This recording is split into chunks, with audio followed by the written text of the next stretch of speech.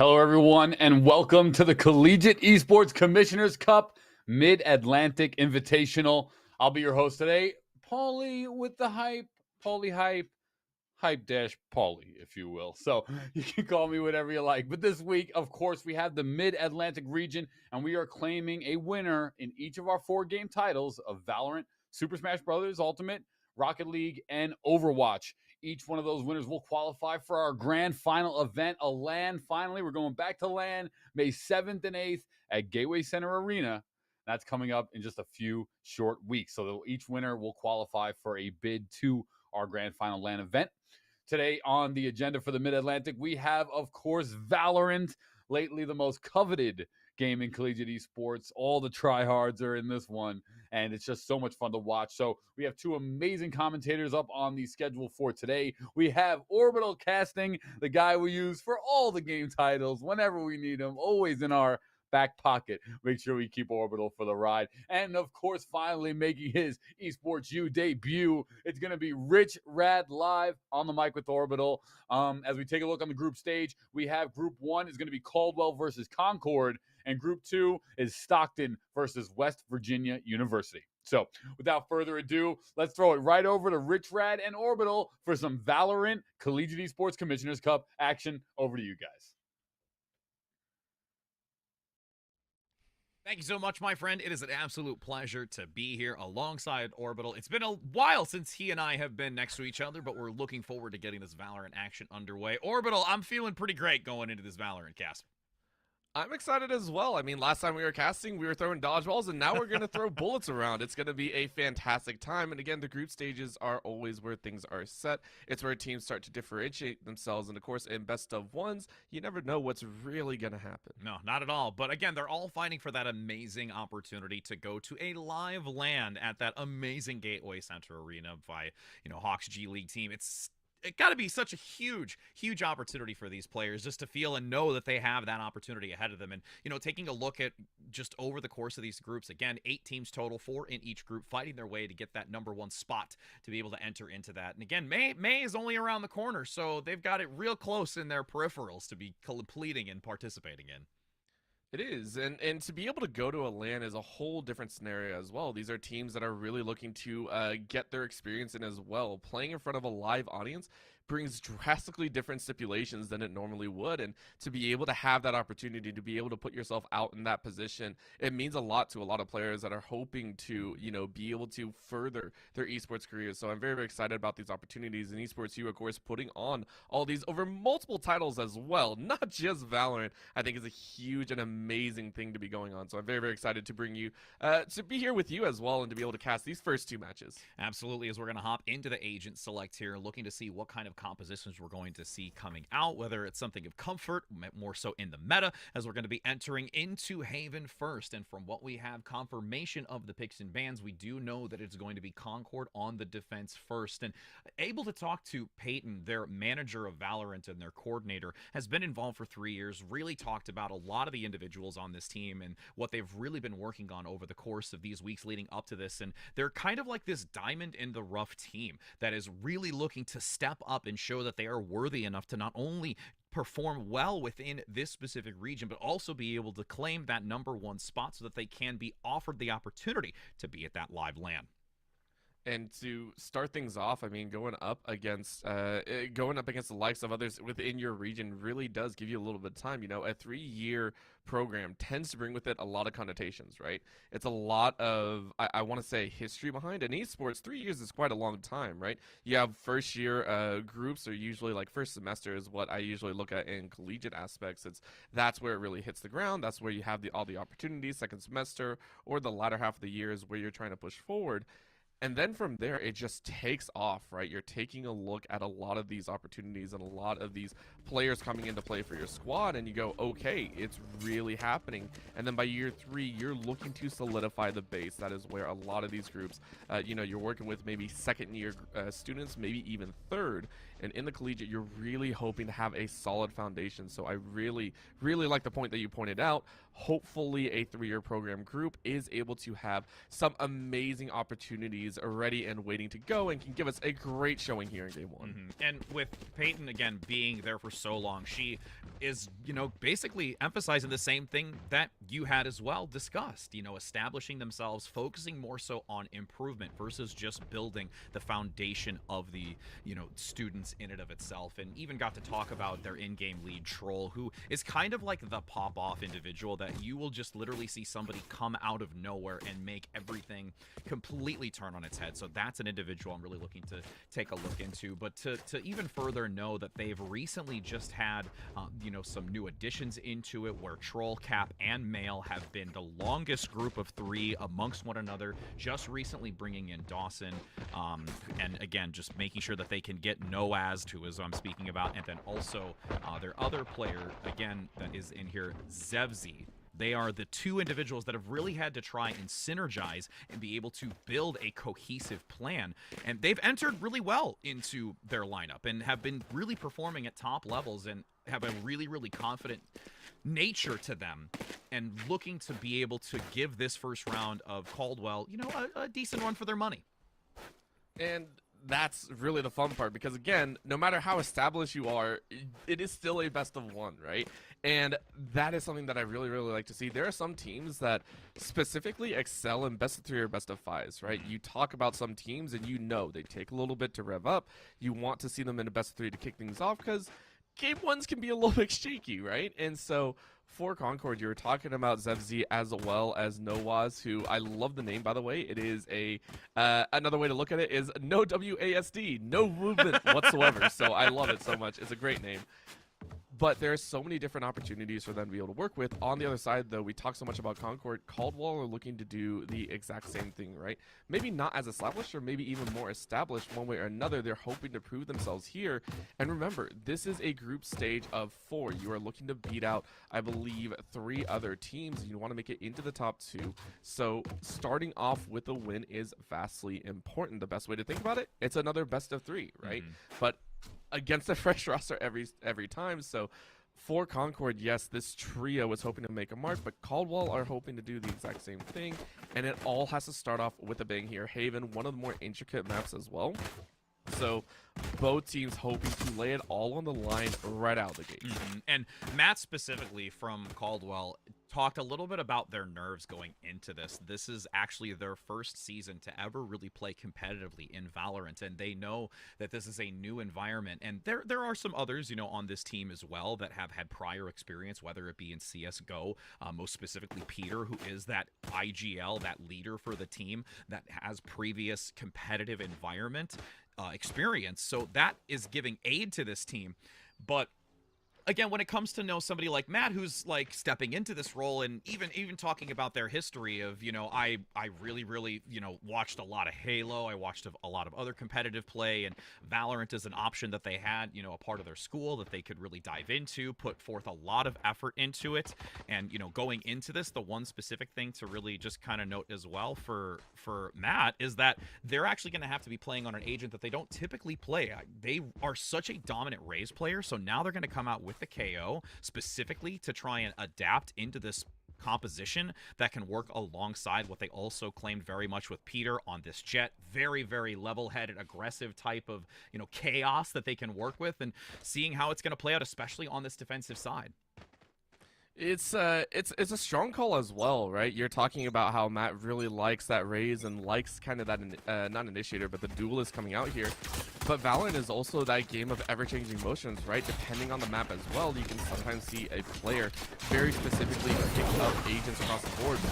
Infantry Jet players work along their talents. It all depends on if they like the map. And so far, Reaper is liking this map. That's going to be 2, but Cap's 2, and Zevzi is going to finish it off with 3. It's down to a 2v2 right out of the gates over here on C. Yep, managing to now have an opportunity to recontest this. Post plant comes through with Zevzi up front with Troll. Again, Troll, the key factor in making plays happen. Headhunter watching these corners to see if anyone's going to press out into it. And they're going to have to coordinate this swing around it. Rendezvous escapes there quick enough, but now only leaves one to watch that long position. Rotation back. You've got Zevzi now attempting to try and take out the second, but gets traded out by Matt, and finally will actually go down. And this is Concord able to take this first round in a quite risky exchange.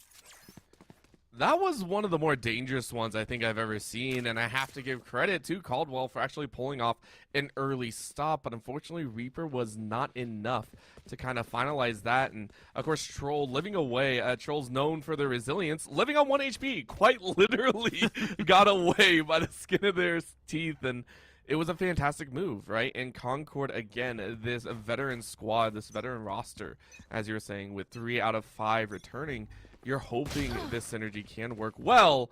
Of course, at the beginning, though, you got to be worried about here in round number 2. Those eco pistols coming out of Caldwell is going to do quite a bit. However, when you're blinded, you tend to run into a wall. Yeah, a little bit of a missed dash play there, not getting behind cover quick enough, left out in the open, as you do see that crown control over by Iron Man, looking to just wait for someone to push out. They have acknowledgement that there are potentially 2 nearby, as it's a very slow, methodical play here from Concord, and not going to opt to dive in quickly as they did before, but a great pickup as well, because Caldwell played a little bit more open than they probably should have. It's the anti-eco, of course, as well, and so all of these mistakes are also punished much more heavily, right? You're looking at a very early Vandal from one member, and then Nowaz is, of course, running that Spectre, which is the standard approach. In this instance, though, Troll is going to be able to mark one more down, Cap is going to take out Matt, and a follow-through as Iron Man takes away a second player. It's a nice one to have, and losing 2 in the anti-eco is fairly standard. You're wondering if you can get a bit more. Can Iron Man find 1 or 2 more kills? Looking for the wall bang there, knowing that they're hiding behind box. As you do have some intel potentially coming out. Does not find Iron Man specifically, but they know they're in the back. That will be Zevzi getting the elimination and now putting them at a 2-0 scoreline.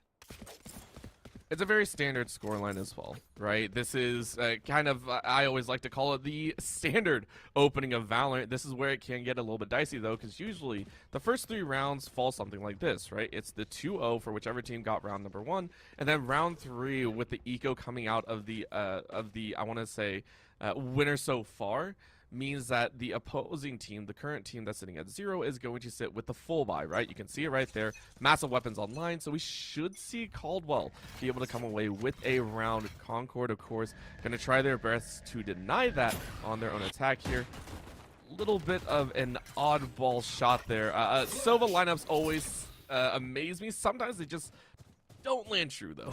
Yeah, you know, between the branches and amongst the leaves, every now and again, one's thick enough to stop that as it attempts to come from overhead. And you got, again, a little bit of a, you know, reservation here. Concord being really, really strategic. I commented on that earlier, and that's something that they've held themselves to a really high standard, that they want to be more of this methodical, but yet still somewhat aggressive play. As there's Peter, though, demonstrating their ability with their previous competitive experience, getting a triple in their line of sight, as it now is slightly reduced, so Caldwell still only has at least that 1-man advantage. You know what? You'll take a 3K. You'll take a 3K wherever you go. It's an opening that you really enjoy, but of course, as you said, Concord firing right back. 3Ks are only as good as you can get, and Cap immediately turns up. For all that work that Peter did, it's down to a 2v2.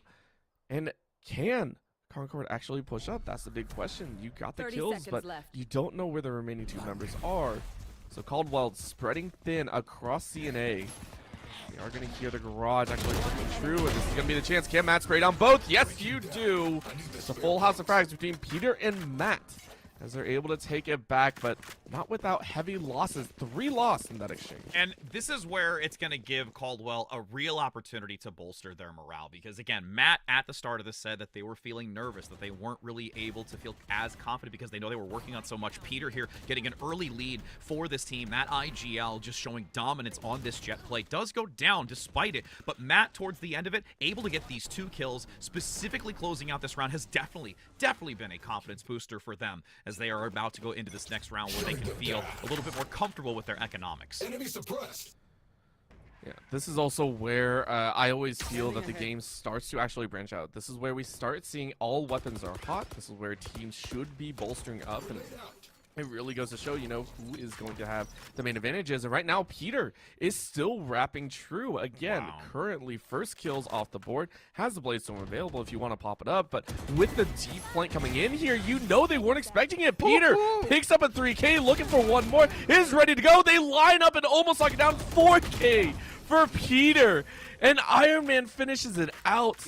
Caldwell with a nasty, aggressive defensive play. Yeah, being in the wings, making sure that they can give assistance if Peter's rotation in that lurk doesn't manage to be successful, but Peter's still getting a chunk of change out of that one, and now as we do see, it's an even 2-for-2 score. This is where you're going to have a little bit of a troublesome eco for Concord, so now they're going to go for a light buy here, partial armors, get maybe a rifle or two that they can use. They've got that Spectre, and then seeing what they can do also with this other is really only the Sheriff and pistols are there for the sidearm.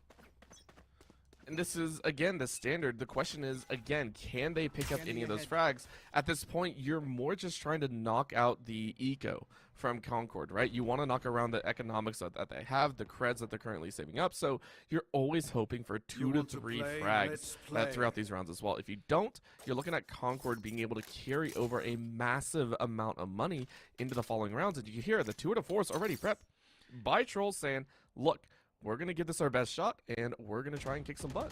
We'll see if Matt is able to respond. Rendezvous place, looking to see if they can peek this corner ever so slightly, but Matt hasn't yet treaded into the open space as they look to peek. One shot goes wide. Matt survives for now. As Troll continues to press forward, they've got the information that they are still playing in that small cubby position as now Reaper holds this angle and waits for them to push in.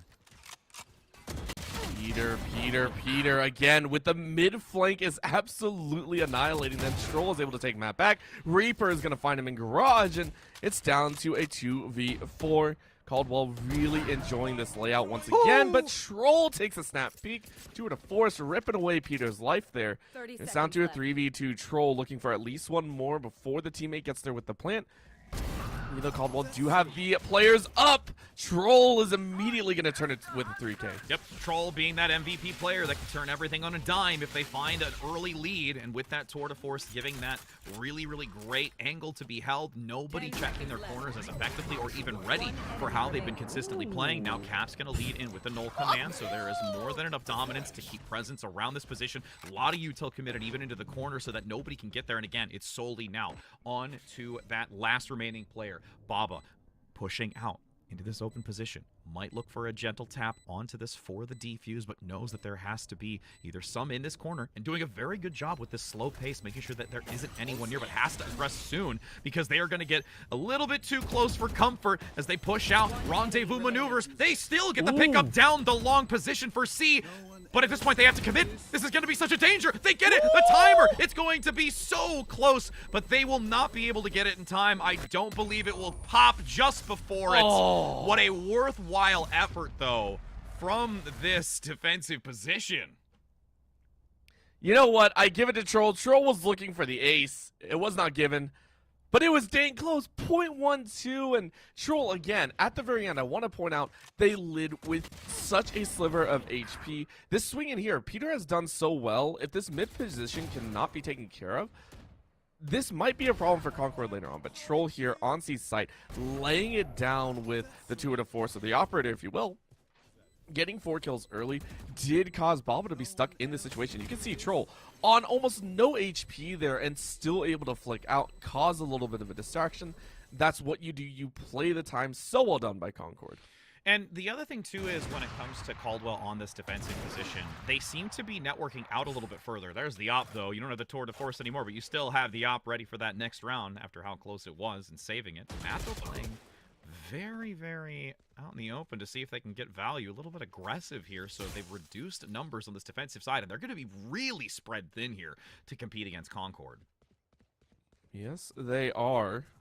But Male hoping to cause a little bit of a surge. Troll has so far been aggressive on C, but A has barely been touched. And this might be why Caldwell go ahead and open up with a few, but Troll takes out Iron Man's life down to a 1v3. So sorry, I can't count sometimes. Caldwell with 1 alive. It's the Brimstone. You can do a little bit of work here, but I think you're probably just going to say, so Concord with a phenomenal entry into a showing off their skills so far and claiming what should be a 4th round. Yep.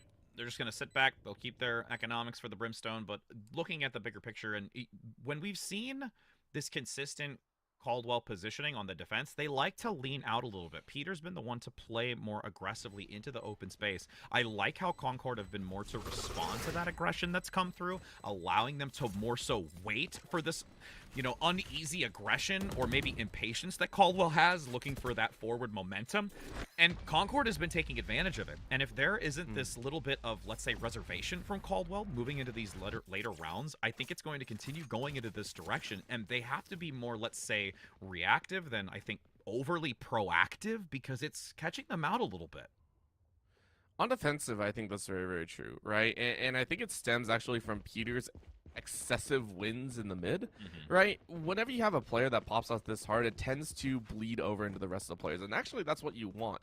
You want a star player that can carry a team forward and kind of give them the confidence to take some of those fights and say, hey, you're going to have someone backing you up. There's someone that's always going to get those kills. However, it can backfire. As you said, you get a little overconfident, but Peter is able to snipe one out with that Blade Storm. Once again, just one blade. That's all you need.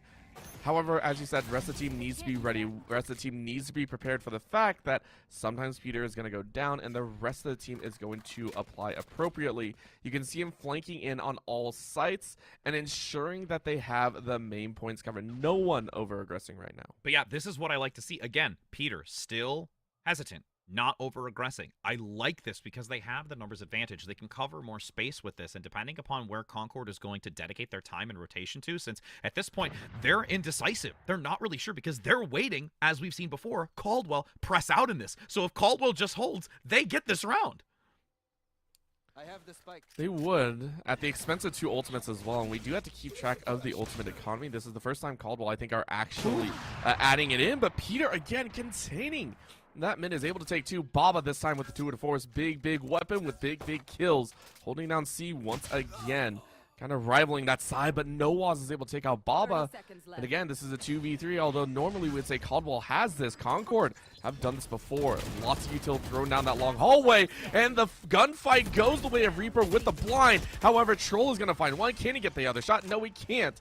And Caldwell live with 2. It is now a 1-round game as it's 4-3, as Caldwell look to have a resurgence. Yes, yes, indeed. Trying to continue to keep that gap closed to a very small, respectable amount, because it is only a round of 1. Everything's on the line here to move forward, as we do see a very full buy coming out once again from Caldwell now that they did have that round succession. A little bit of hesitation here coming out from Concord as they look to see if it's going to be a final pickup, or they want to go a little bit more for that partial eco for Noaz, as they have not yet fully invested into something, more so just going for the light armor. And at this point, because they have the Hunter's Fury ready, they can sacrifice that weapon and look to try and invest into the ultimate. And you can see Mail already dashing in quickly, looking for an easy and early execution. I mean, Mail wants to show what kind of challenge Peter to who is the better jet player here. And of course, leaning out and around means that you know there is someone in a drone. And hey, Iron Man, not so iron outside of the suit. Peter says, that's not cool. We'll take your life. That is going to be Matt taking out Cap, and Troll taking out Matt. So the kills back and forth going to lean itself to a little bit of a dicey situation. Troll is able to find Reaper here on the main side of C, and that means it's going to be the Plant Concord lead with a 3-2. And advantage. And that was so significant to be able to just hold that corner. Nice pickup, though, by Peter, though. Again, reducing the numbers. Going to have a bolt going over the top. Peter playing hyper-aggressive in the close proximity. And you've got this rotation through that small room, and unfortunately unable to get the value or follow up. There was coordination between Peter and them, but it was just a slightly too staggered for them to get the actual optimal pick onto Zezvi. It was a difficult one, and the reason for that is, of course, you're working with single-shot guns as well, and that's kind of the downside to it, right? You try to swing hard and try to get the extra shot off, but the teammate was not ready to go. It's one of the hazards, and I think it was well played by Caldwell, but as you said, just a little bit disjointed on that fact. And Zevzi, of course, with a phenomenal swing as well, able to give a huge credit over to Concord now in a 2-round lead, looking for a bit more as Cap was able to take out Peter. And again, as you said, the IGL now kind of swapped out, having to go into drone position. Caldwell gonna have to do their best in a 4v5. Able to spectate and direct the rest of this team defensively to make sure that they can not allow this one to run away. There's a lovely drive-by droning as they still continue to aggress into this middle position. Shockbolt comes out over to the back right side. Couple of shots onto Reaper. Doesn't get much, but at least removes the armor as this suppression holds for a brief moment. Noaz waiting to aggress into the same thing with Mail, but they're going to actually opt to change positioning and look to rotate over to C, and this is going to leave Baba all alone and needs to be super cautious of this. He's going to try. Baba hiding around a corner. No one checked the flank. That is going to be a huge rip there. Tried to go for 3, could only get 2. That's plenty enough. You even it up for the rest of the team. Shockbolt high and wide, and unfortunately lands along the rooftops. So you're not going to get any information there. 3v3 though. Caldwell given an opportunity here to play it out, and Matt just sprang into the wall and immediately meets their doom. Concord was ready for as Mail and Troll take a kill apiece. Iron Man now the only sole remaining member, having to be extremely cautious in where they peak. 26 HP and a dream. At this point, they've managed to at least get an upgrade, and they're going to bail out of this, but there is someone chasing Troll, looking in the back to see if they can bring down any sort of economic gain. As you hear the footsteps quicken, there's the headhunter, finds it as they swivel around the corner, and that's going to be a pickup and a denial on that weapon upgrade.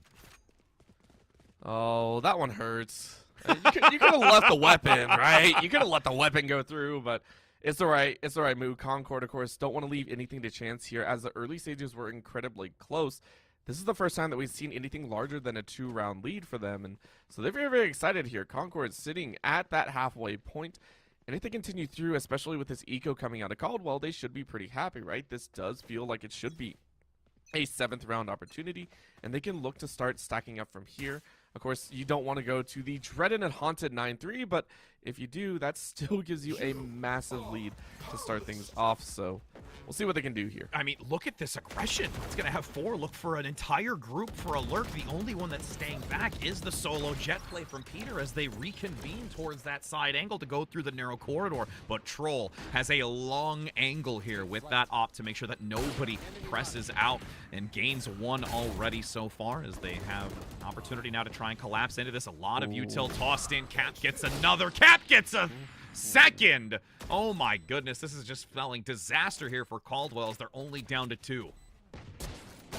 That's a nasty little peek here, and I mean, this is what you'd expect from Concord, running full weapons hot.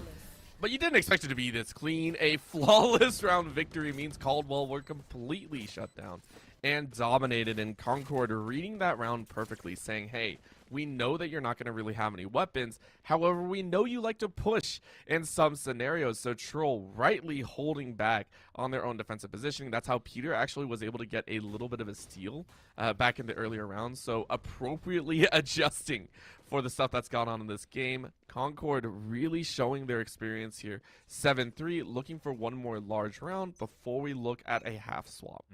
And you can see even a judge going to be picked up here by Matt for close encounters. Could look for a very forward position. Actually is going to do so.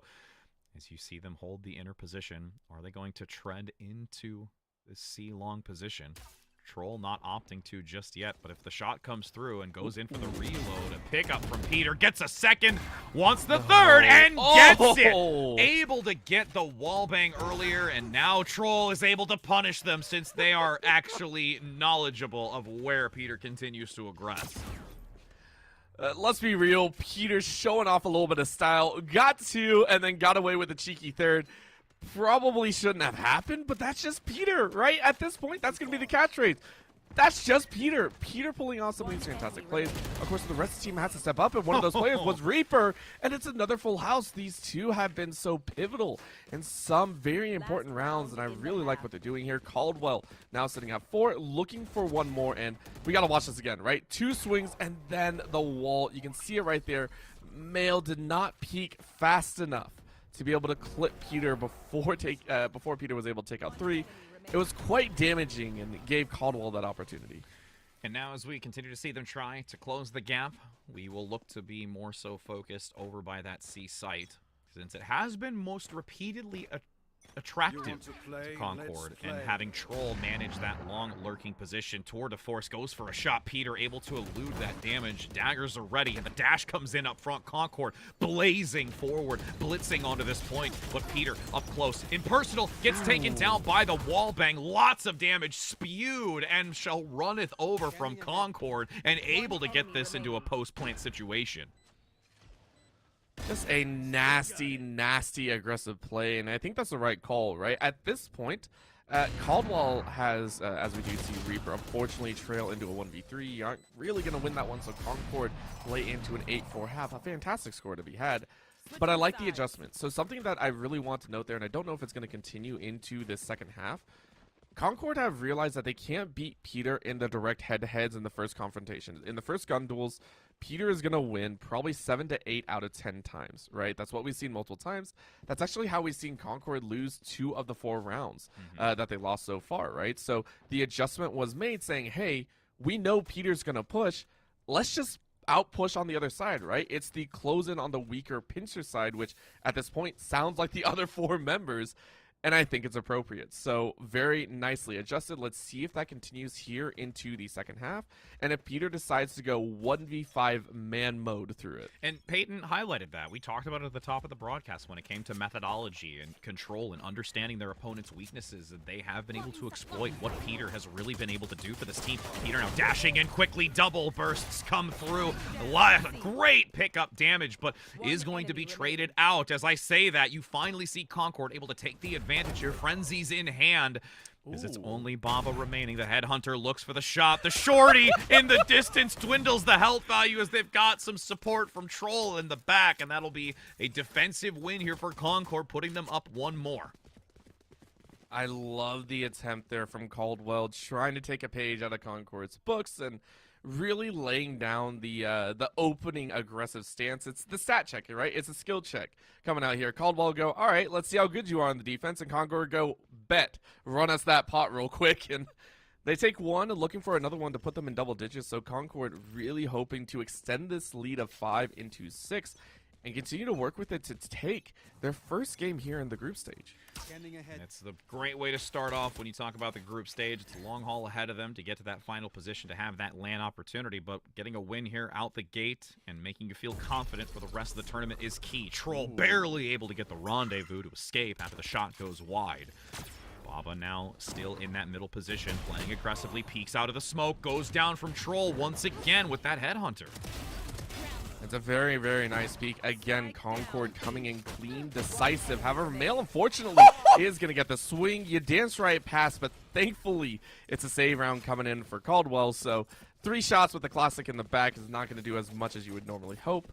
And it's going to be Concord coming away with their 10th. And you can see Troll, Cap, and Zevzi really putting up numbers, but watch this again. Troll bouncing through, great shot to the chest. I believe that was a 2-tap. And then the bounce forward, Male with the beautiful spray here. Yeah, Male just comes in, styling out of the smoke right now. Dagger in hand, then swaps. 6 HP, comes out for the execution for the flawless round. Just having a time of their life. And now going to start moving into these critical moments as we approach these final rounds. Peter, aggressively forward in this middle position, looks to try and get some intel, as they will typically play this aggressive style. Matt gets 1, which is a big opportunity, but unfortunately gets swung on by Male, and now this lurking can begin. This is actually going to be quite difficult, of course. Now you know you lost the back, so Caldwell are forced into these fights, and forced they will. They were forced their way to a C-site take, leaving 1 in the middle. Cap is able to take 1 before falling. Iron Man is going to take out Cap, and that's the right call to be made. Now down to a 1v2. Can Male do the 70 HP in a dream? Male has been historically able so far, from what we've seen, be able to clutch out a couple of great plays, most specifically that last round. The health value not in favor for at least 1. In the distance, though, peeks into Peter, and as we've seen Peter before, if you give them some space and you peek all on your own, they'll take advantage of it. It's a well-played fight. Again, Caldwell taking a round they definitely felt they should have. And we're going into the gun round, right? This is going to be the all-important setup here. No ultimates to be had. Male and Baba, I believe, are the only 2 that are relatively close. So maybe looking for that forward pickup just to get either the 2 or the 4 or the Blade Storm up and available. it's going to be a challenge. Concord sitting 3 away from taking this map, and Caldwell having to run it up a potential 8 rounds. It's going to be a very, very difficult one to work with, but they have the opportunity. They have the gumption. They have Peter, of all people, so we'll see what they can do. Of course, this is going to be a full side A rush, as Caldwell are going to test the limits of the reactivity of Concord. Wow, big smokes coming through. Peter now up top already, looking for that back position, but gets punished by Troll. Finds the sight line. And now a shock dart comes in. Great positioning and understanding of where that default position is going to be from the opponent. With now Mail looking to rotate and find this flanking position, but isn't going to be able to do anything with Reaper getting it. And now they're going to move in. This is the last chance for Concord to try and turn this. Oh, Iron Man, though, catching 2 that tried to take a sneaky peek, and that's going to be the all hands on deck. Caldwell now with 3v2. And Concord swing, you got 1 single shot, and it looks like it's not going to work. Matt takes out Cap. And you're looking at just 1 more shot. Troll with a pistol in hand only is going to save the operator. It's the right call. Concord lose control, but Caldwell get a much needed round with 2 alive and force it to a 6-10 score. Indeed, indeed, as this is a great opportunity for them to get some momentum. We talk about that specifically. Once you start getting these rounds, closing that gap, you were talking about 8 rounds in succession needing to happen, and this is a way to do so. As we do take a look at the economics here for Concord, very light partial buys, needing to make sure that they have some of that to work into this next one, so it's going to be a little bit challenging for Concord, but we've seen them be able to perform despite them being down in this currency. And Troll really coming here to step up, as we've seen before with this operator, to be able to equalize for this team against Caldwell, who is feeling really confident in their weaponry. As they should be, right? They should not have any disconfidence in there. However, if we do see a couple knives come out from Mail, that could turn the tides. But all rights to be, yeah, this should be a weapons hot for the side of Caldwell. And they take 3 before losing 1, and Mail able to get the headshot with that knife. And I think that was a full right click, so it is going to be a little bit of a dampener. Of course, Reaper going ahead, spraying away here on B. Great hold, but Reaper ready to go. The fake plant this time around is going to give Caldwell that opportunity. Fantastic play to move to 7. I think it was a combination of like a fake plant, but also a scared plant, because you can see in the peripheral that you've got your friend next to you keeping cover, and then instantly being popped, and you're like, let me second get this for a moment. I ain't gonna be putting this down right now, and I gotta play super cautious, as we'll get it right here. You'll see Reaper go in for this pick, manages to buy some space. All right, I'm just gonna get it. I can see Sova. Oh, he's dead. Well, second guess, and I'll just go to take down Mail. Oh, you love to see it. You love to see it, and it is. It's that scared. Well, that's a bad spot. Peter, though. Peter, you gotta stop making the highlight reels. Great body shot to Mail. That's gonna be knives out this time for Peter's side. And you're hoping to get a couple knives in. You should see a swing. Cap, though, finds a headshot on Peter. Really nice trade to keep it at an even 1-for-1. Yeah, the op was out, then it was down, with the knives up, and then you're down. It's just this constant ebb and flow when it comes to Peter. You got your highs and lows, but that is per usual for any Jet player, as you've got Iron Man now looking to get a couple of shot darts up in that heaven position as they maintain down below. And you've got some dark cover being tossed into this position to block some of the sightlines, but there's still a decent angle held here, and that paranoia doesn't get anything. It's nothing at all, but it does create a little bit of a diversion. Troll able to take out Matt, as Matt was able to take out Cap, but remember, Cap was, of course, in that ulti, in that null command. And now you get a little bit of a revive, so Concord being able to carry forward, but Reaper says, nah, you're not even allowed to do that. Immediately taken down after the revive, but Troll was ready on the flank, so Caldwell not allowed to mount a defense. Well played by Concord to put them at 11. There was a great opportunity, though, for Reaper to get that. I mean, they had the orbital strike to buy out some time. Unfortunately, the resurrection came through after the null command and gave that extra numbers advantage, so it wasn't as comfortable to try and re-enter into this, which could have gone a little bit differently, I think, if they were able to get that sooner, or at least have the null command completely taken out. But that's neither here nor there as we continue to approach. Concord is now only 2 rounds away from moving on through this bracket and continuing out of these group stages. And I'm really looking to see how we're going to have this retaliation defensively here from Concord to try and see if they can continue getting closer to it. As Caldwell, they're rushing and getting close to over by that C position to feel confident for that engagement.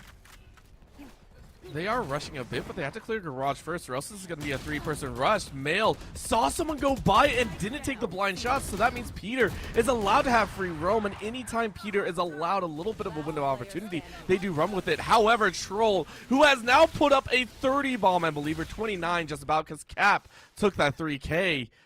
That is ridiculous to see here. Troll mounting a high-end fight with no walls to finish it off. It looked good for Peter there, but unfortunately Concord were much more put together. It's a 3 group, and Troll actually only got 1. Cap was able to explode up there with 18 now total throughout this entire match, and they are 1 round away. Rad, they're 1 round away from being 1-0 here at the start of this tournament.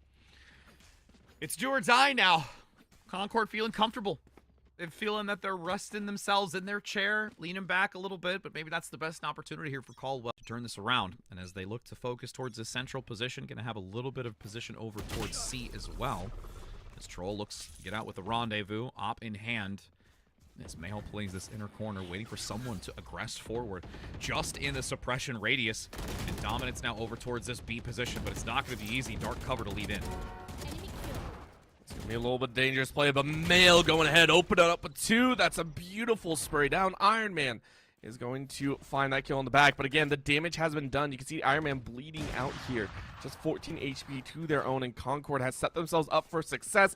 Cap is able to find Peter the Star, and the MVP is down for the side of Caldwell, so Concord going to be working in a 4v2 fight, and that is exceptional to their own taste. A teleport back to C leaves a very open A site, but Concord are able to flank in very nicely, and this should be the final nail in the coffin. It's all on you, Matt. With a full health, almost. A dream.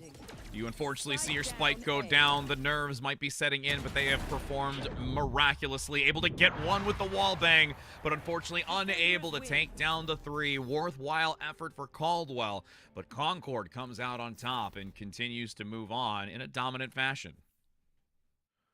It was phenomenal, to say the least. Again, so many bright points for either side, but as you said, Concord really showing up here with really good reactionary adjustments, right? Not just with the players. I mean, Troll stepped up. Let's not deny that. Troll went on a freaking spree.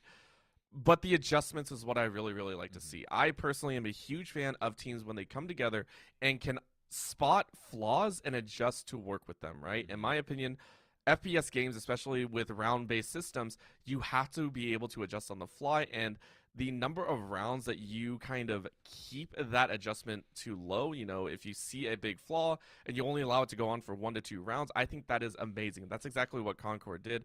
Caldwell tried their best, and my gosh, did Peter put up some fantastic numbers.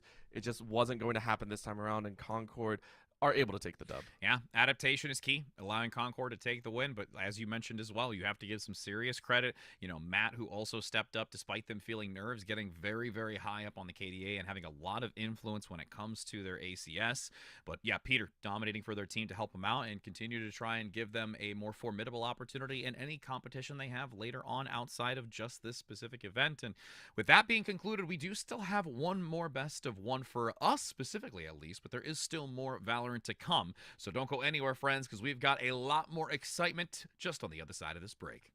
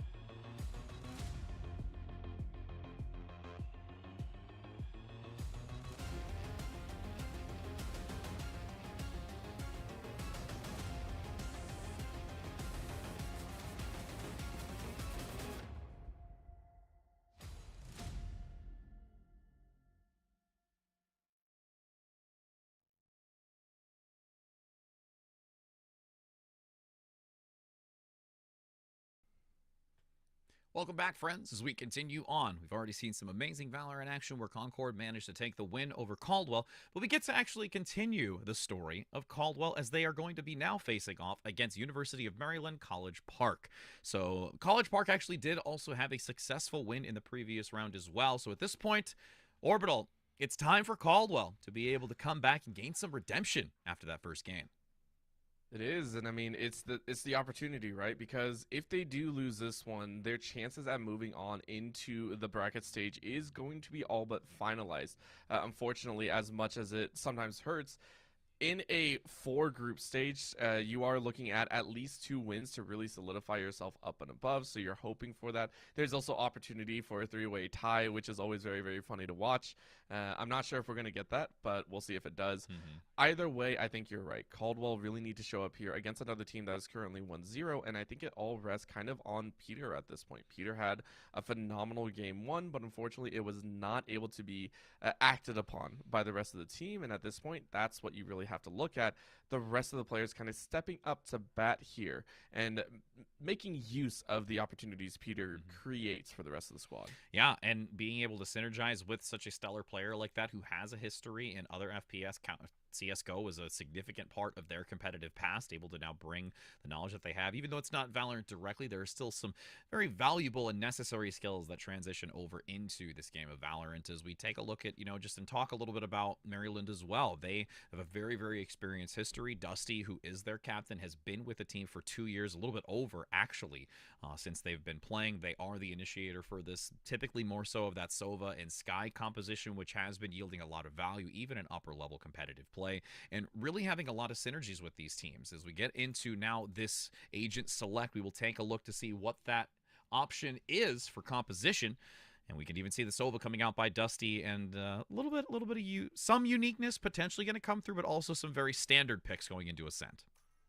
Yeah, I mean, the most standard, I have to say, is Sova. Yeah. Right? That is the kind of staple here on Ascent. Everyone knows the Sova. The only thing that they like to do is go get an Odin, prep up in front of B, and spray down the doors for all they're worth. It's a very, very valid strategy, and it works very well. As you were saying, though, hopefully seeing some diversity here, the unique kind of characters coming out here, and this is one of the maps that I want to say Killjoy is a little bit more abundantly available for.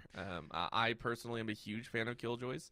I suck at running guns. I suck at duelists, so utility is my favorite friend, and I think Killjoys excel here, right? With the nanoswarms, with the turrets, as well as with the lockdown. All 3 can play so well and can be pivotal for both squads here as they are running it.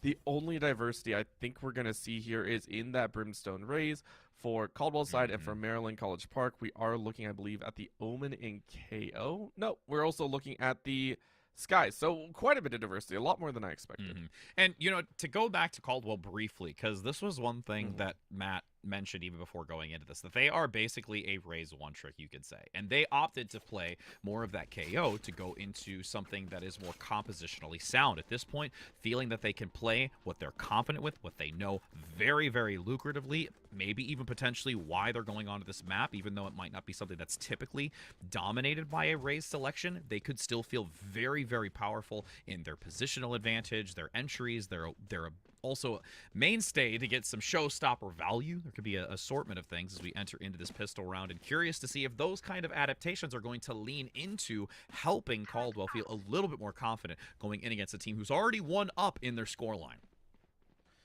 You can, yes, and with that in mind, we could really see that kind of prep itself for success. Of course, Peter, the carry from last time, we should say, putting up huge numbers. With both of them online, it's now no longer a single battery powerhouse, right? You are looking at that double up, so very, very excited to see. And as you said, the Rays hopefully having some breakout performances. But UMCPG should be aware of this, right? They should be aware of this fact and aware of this Raise. And to pull off some of the Raise maneuvers, you can only go so many different directions, especially on Ascent. So I want to see if they can play it off here. Of course, right now, we can see UMCPG working their way towards Connector and are taking a chance here on A after the default. That yielded no real results, and next is able to take out Peter. Yep, nice early engagement, finding the better end of this, and since Peter's down, but Reaper still playing that hidden corner that has yielded massive value previously, and is going to look to have this smoke once it vanishes to press out potentially into that open mid position, but there's still a heavy grouping over from UMC by that A long position. Well fought as well. Again, those are some of the quick adjustments that you really need to make. So Reaper able to slow that one down before anyone got out of control. Does give them a lot of control here, and you can already see UMCPG. They're taking a long time to try and get on site. 30 seconds is usually what I would say is optimal. Necessary time to be able to get into site without rushing it, and I think this is the appropriate time. Again, Reaper now with that blind in front of them is going to have to work their way around, potentially wait for the rest of the team, as Caldwell are going to look for this retake. And with the breaking of the door, that's going to give a lot of value and knowledge, but Reaper at least still takes one solely on the shoulders now of that Iron Man position up top. Not able to do anything. Triple kill comes out for Dusty, and that's attack side 1. Beautifully done there. Again, the opening round by, as you said, the IGL, the captain, the experienced leader here. Dusty laying it in at a 3-0-0. Very, very nicely done. Next and Endless picking up 1 kill each does give them a little bit of pressure for their ultimates as well. So that'll be a nice to carry through. On the flip side, Reaper was a star, or one of the stars, I would say, for Caldwell in game number 1. Had some phenomenal highlight moments, but this time around is sitting with a higher standing at a 2-1. So I hopefully get to see Reaper also have fun with that orbital strike. You know, I do fancy the orbital strike, not because it's totally my name as well. you know, come see, come saw. There's some relation there, of course. Yeah. As you now see next, looking to take this high ground position, waiting for them to push out through this smoke. They know they're there, so they're going to dive in, get the pickup, and now have the numbers advantage as this gets into post plant. Such a well-timed push. Again, this is UMCPG, understanding that they have the weapon advantage. They know Caldwell should not be pushing too hard. And if they do, I mean, what are you really worried about? You're worried about maybe a sheriff, maybe a shorty. Other than that, you don't have to worry about too much. A double swing is going to net Dusty a 3K.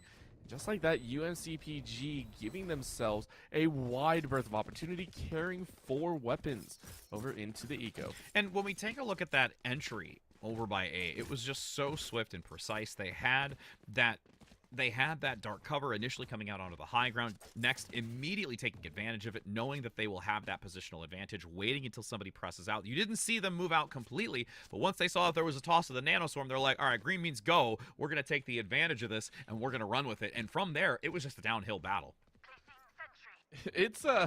It's one that's very, very quick to switch as well. This is, you know, it's not like the bunny slopes that you normally see. It's just a straight snowball down a cliff. And you're just like, all right, yep, that's kind of what I expected. So UMCPG made the moves that we expected them to. Of course, Caldwell are going to try and do the same, right? And so far, Caldwell have done the appropriate. They have not lost on their initial gun rounds, even in game number 1 that they played. So hopefully they're able to do it here as well. This should be the chance on the save from UMCPG. They should be able to come back and fight just as well. And I love the fact, yes, I am so happy about this. Matt is going for the judge. This is old school tactics. This is the most aggressive setup. You see Razes do it. You see Jets do it. If this judge works out, we will be able to see why Matt is a Raise 1 trick, and we get to see the absolute power that the judge holds.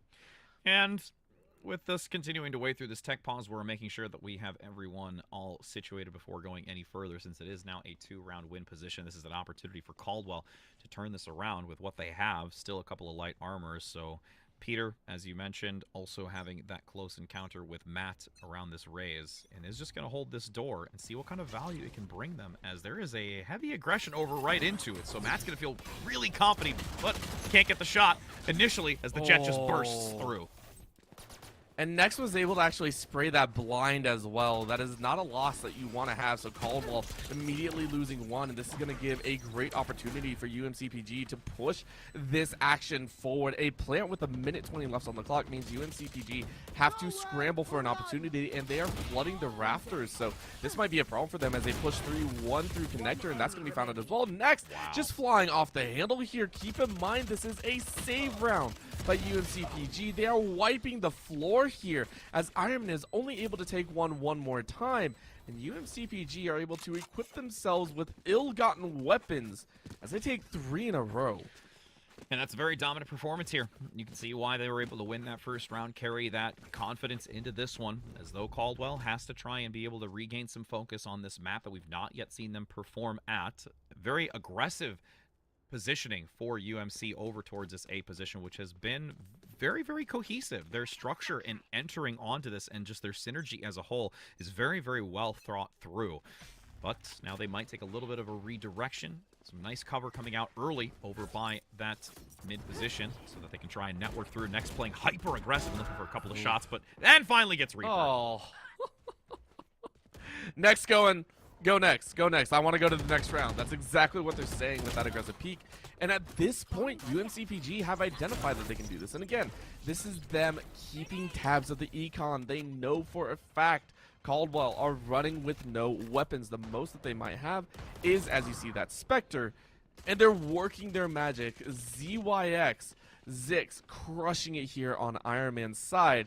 Matt hiding with 25 HP. That is not what you want to have happen. Nozomi, of course, going to try their best as well to prep themselves. But Caldwell now in a 2v5 situation as A site is already planted. UMCPG are ready to go to get a massive lead. Kicking off here, Dusty takes a swing, gets one, loses their life, but it's a 1v4. You're still in good position. Yep, Matt with 25 HP.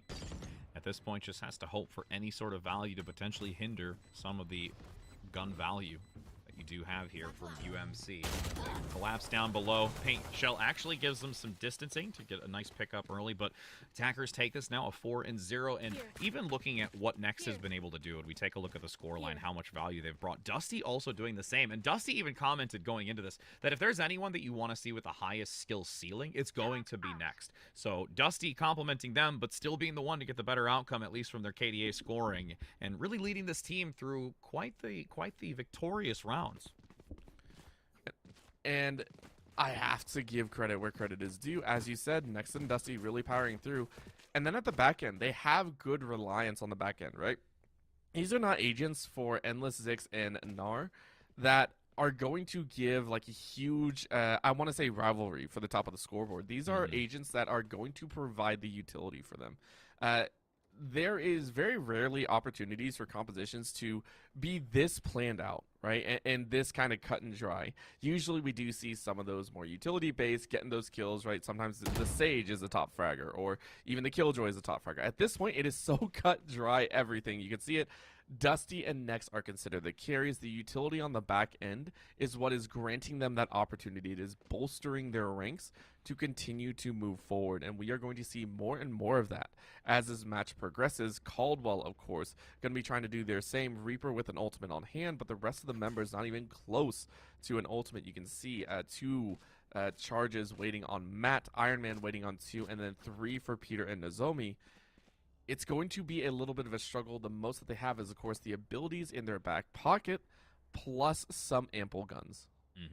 And this is really to how UMC plays. They are a more methodical, weighted decision type of team that really puts emphasis on these precision decisions. And like you mentioned, those back three, making sure that you can give every inch of value available to both Next and Dusty, that they've really been able to run away with it at this point as we still look to try and get back into this game. I cannot wait to see how they continue to play on this aggressive side to open up these gates, and hopefully at this point that Caldwell can really make a decision or some kind of strategic altercation that can make it go favorable for them to try and get some kind of momentum in this, because again, they've full bought practically. There's only really the single light armor. Everything else has been picked up. So if they lose this round, this is now a even further situation that they are going to be at a deficit, where this will be a higher score for UMC to carry into this round swap later.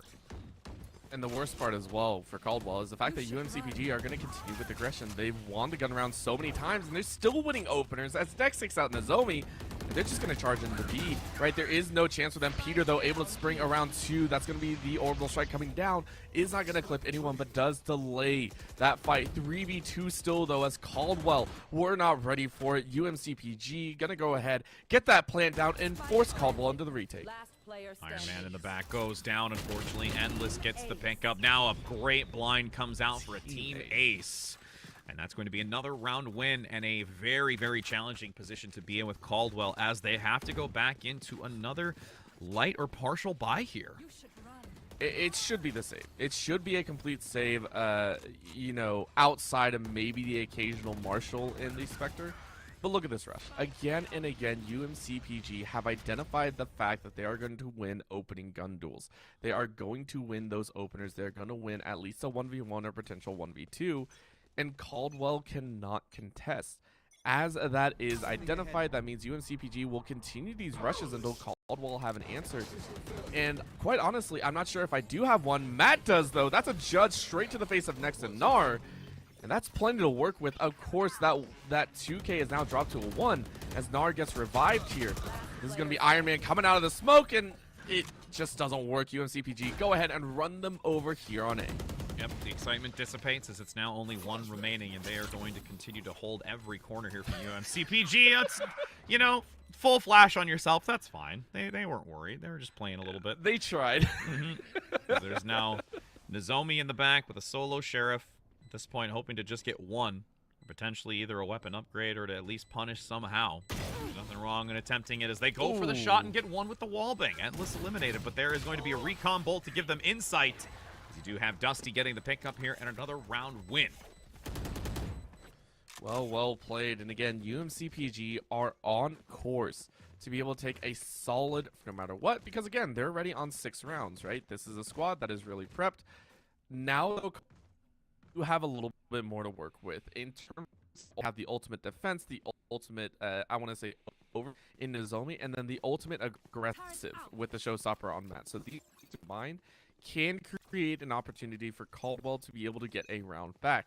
Of course, for them, they're against the Hunter's Fury as that blade from CPG. If they wish to set those down, CPG have already identified that they don't have to worry. They're sitting mid over again. Already has at least sludge under the belt. Yep. 100% as they are going to now have to draw back slightly since they have been detected. Hunter's Fury, they have to use the updraft to evade the first shot. The second one does land, at least on Gnarl, as there is a aggressive position forward next, actually able to get a huge chunk onto Iron Man, but will be able to escape as Reaper finds a flanking position, taking down 2 and getting a great punishment on that forward position from next. What a power. As I was saying, see those out for Caldwell is going to find this a little bit more. One enemy remaining. Reaper is going to find Reaper.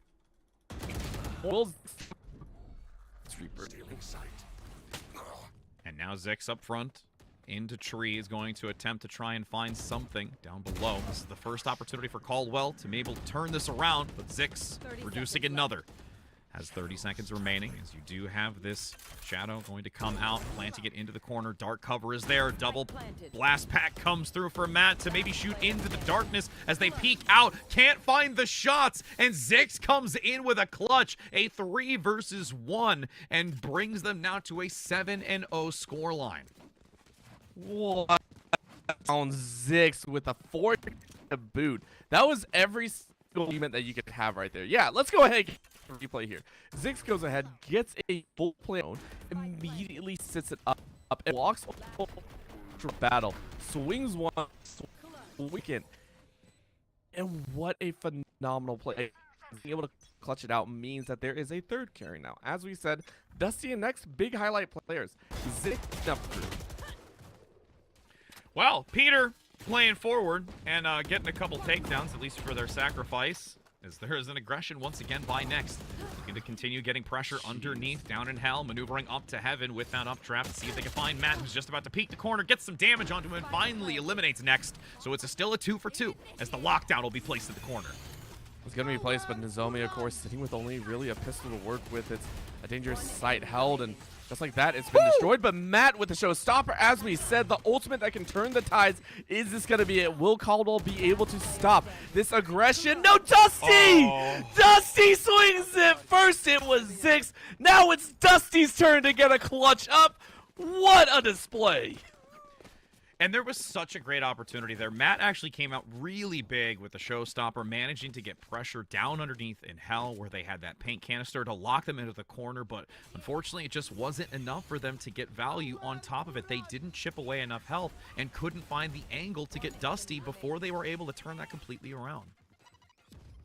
And this right here, even with paint shells in your face, You watch, you swing, you fire. 1 and 2. The transfer looked clean, even from the opponent's point of view. So well fought here. But already underway here in the 9th round, UMCPG running it down 4v2 now as Next is bouncing away to victory. Can you get the knives long range? No, you can't. Next goes on. Well, gotta guess I go with the Spectre now.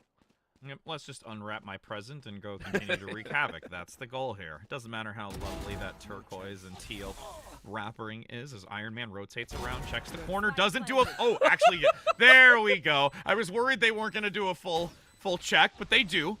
As now they go back in, 2 by boats passing. There is going to be the drone. The vision quickly coming out, so it's still a 2 versus 1 at the moment. Caldwell is in a desperate position to try and get something on the board. Iron Man, a lot riding on their shoulders, but still goes down by Next in the back, finding the sideline and continuing to grow this lead. And at this point, UMCPG are cruising here. This is a phenomenal display from Dusty and Next, and they are showing us why they should be feared here. Again, we saw how well Caldwell were able to put up a fight against the likes of Concord. It was 13-7. It was a respectable score. At this point, though, UMCPG are showing that they are leagues above and are looking like shoe-ins as the first seed out of Group A.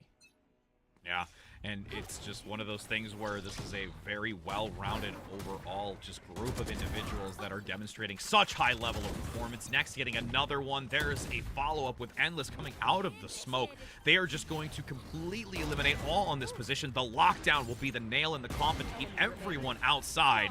And what a display for a swift, flawless round. This is crazy to see so far, and again, I'm just... Each member of UMCPG are just running and gunning, and it has not stopped. And this is, again, what I like to see out of teams. Not slowing the pace of the game down at all, right? Once you identify that you're winning these opening rounds, you keep pressing and pressing and pressing because the opponents can't deal with it, and Caldwell have not found a manageable answer. At one point, Matt was the answer. You stood literally in arches in A and just powered through with a shotty, right? That was the answer. At this point, though, it's still 1-for-1 trades, and UMCPG are like, cool, we got the opener. Let's go for the next one. Dusty opens up. Zix is able to follow up, and just like that, it's a 4v2 here in round 11. Get the quick exploitation of the recon bolt. Now Next going to just dive into the back, and despite them, even if they go down, they still are gaining value. And now it's solely Matt, again, who gets Dusty, but Next is near, just around the corner. Paint canister dropped into window to see if they can maybe get some value into it. Chips away some of the damage, actually finds Next. Matt coming in big here and stepping up to maybe turn this around. It's still a tall task ahead of them. Finds another, gets the third, is the fourth in their sightlines. No, they backstep into tree, and that's where Nar is waiting for them to be walked into the trap. Oh, Matt did so well, too. It looks so good. And then that was a rude play. Zix was like, we're Rude done awakening. Rude awakening. To be fair, Zix has also been the one that tried to knife out of a corner. So I fully expected Zix to try and work with a knife and be like, just give me that kill. Just give me that kill with a knife. That's all I want. No disrespect laid out here, though, as we are going to get those ultimates from Caldwell, the Seekers, the Showstopper, as well as the Orbital Strike. We should see all 3 attempted here. As we can see, just a gun deluge. That is, I mean, they bought out. They made sure they had ammo. That's what you call riches. Yes. Oh my gosh, they're still going. Oh my gosh, they're still going. Do I want this one or this one? This Listen, one. they ran or out of this bullets. one? They shot 1 from each one so far, I think. Now the Hunter Fury comes out from UMC, attempting to try and get a pickup. Does find Zomi through the wall, so it is a numbers advantage once again going into this. 3 remaining, aggressively moving on to the point, tossing guns as a display of confidence as they are managing to be able to move in and should be able to get this plant with Matt in the back. Another hope and a dream right in their eyes.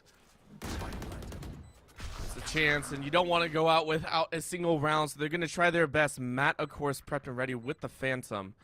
Of course, they are going to be hunted down. It's a 4v1, so you're going to be looking for some. Endless, of course, trying to get every single pistol available back into this site. And I think you got most of it. I think that's about a quarter of what was dropped so far. Probably. A good variety. Paint canister now going to come through. See if they can get some chip damage. Endless into the corner. Goes for the shots. Can't seem to find it. Gets one in the distance. They're juggling a little bit. Hope they get two. Unfortunately, won't be able to get much more. Matt just coming out and doing everything they can just for fun. Switching sides. Very well played again. UMCPG, for all the fun that they had, they are on a rampage here. Next, over 12 rounds, has had 19 frags so far.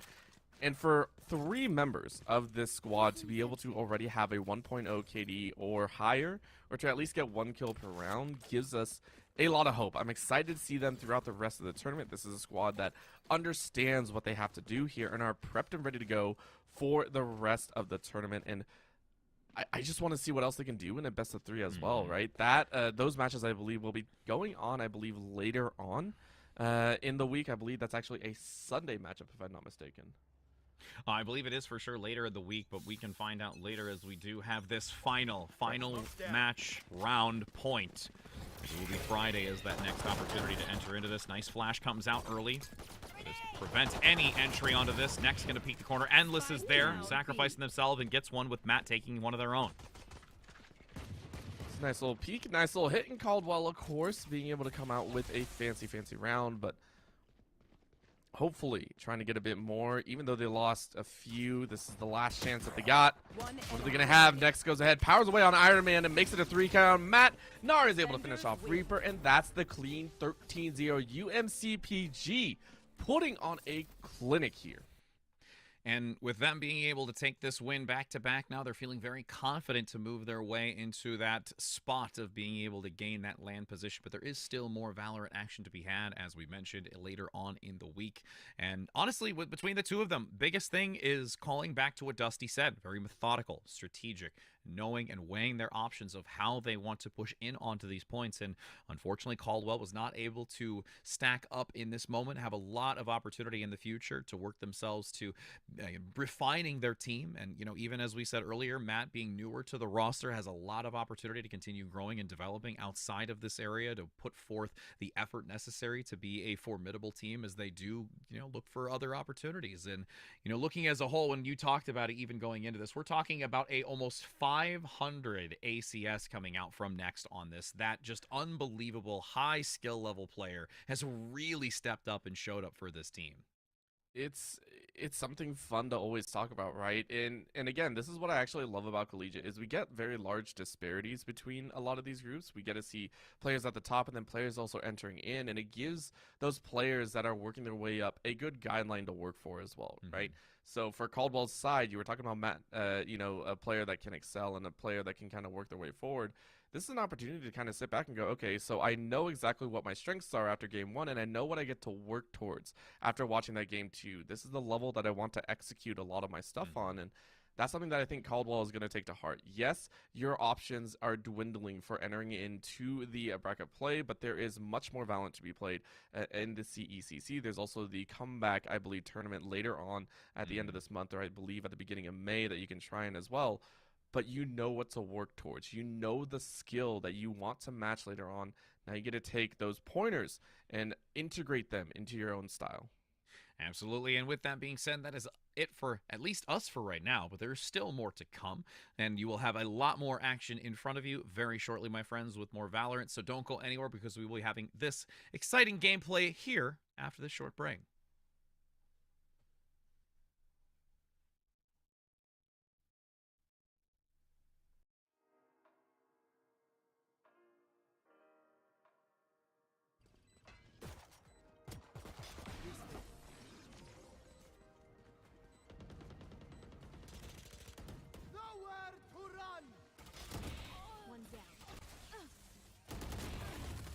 One enemy remaining.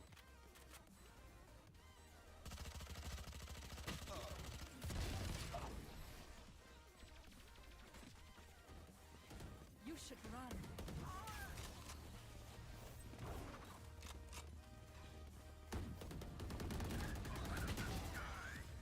Spike down B.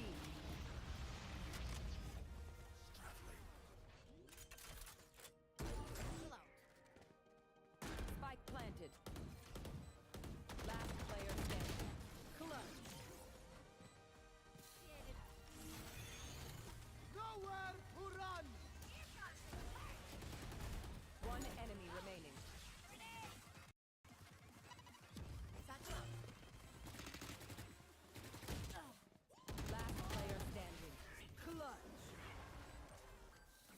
out of charge.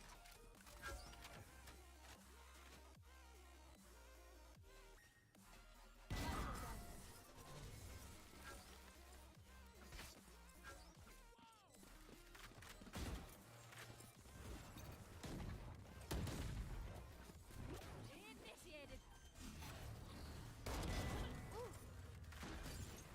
One enemy remaining. Flawless.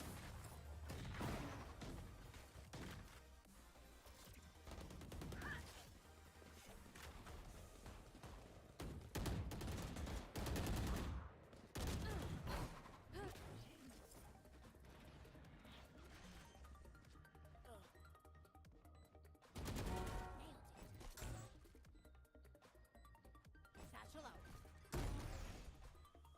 One enemy remaining. Wait for me. Hey.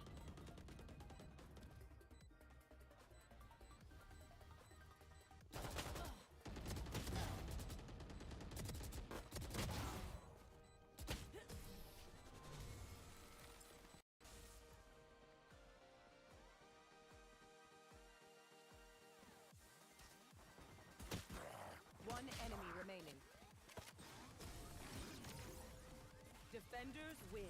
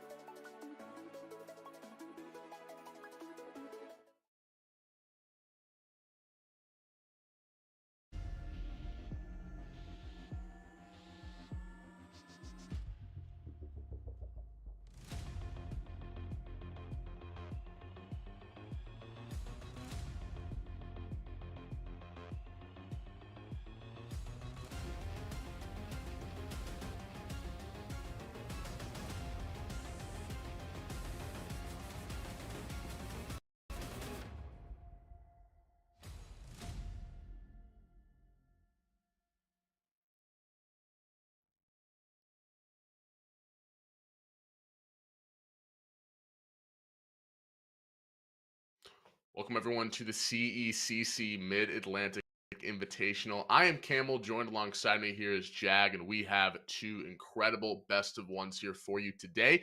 First up, it's going to be Maryland College Park going up against Concord. We're going to Haven with Concord starting an attack. I'm excited to see how these two teams duke it out. Definitely two powerhouses in this tournament.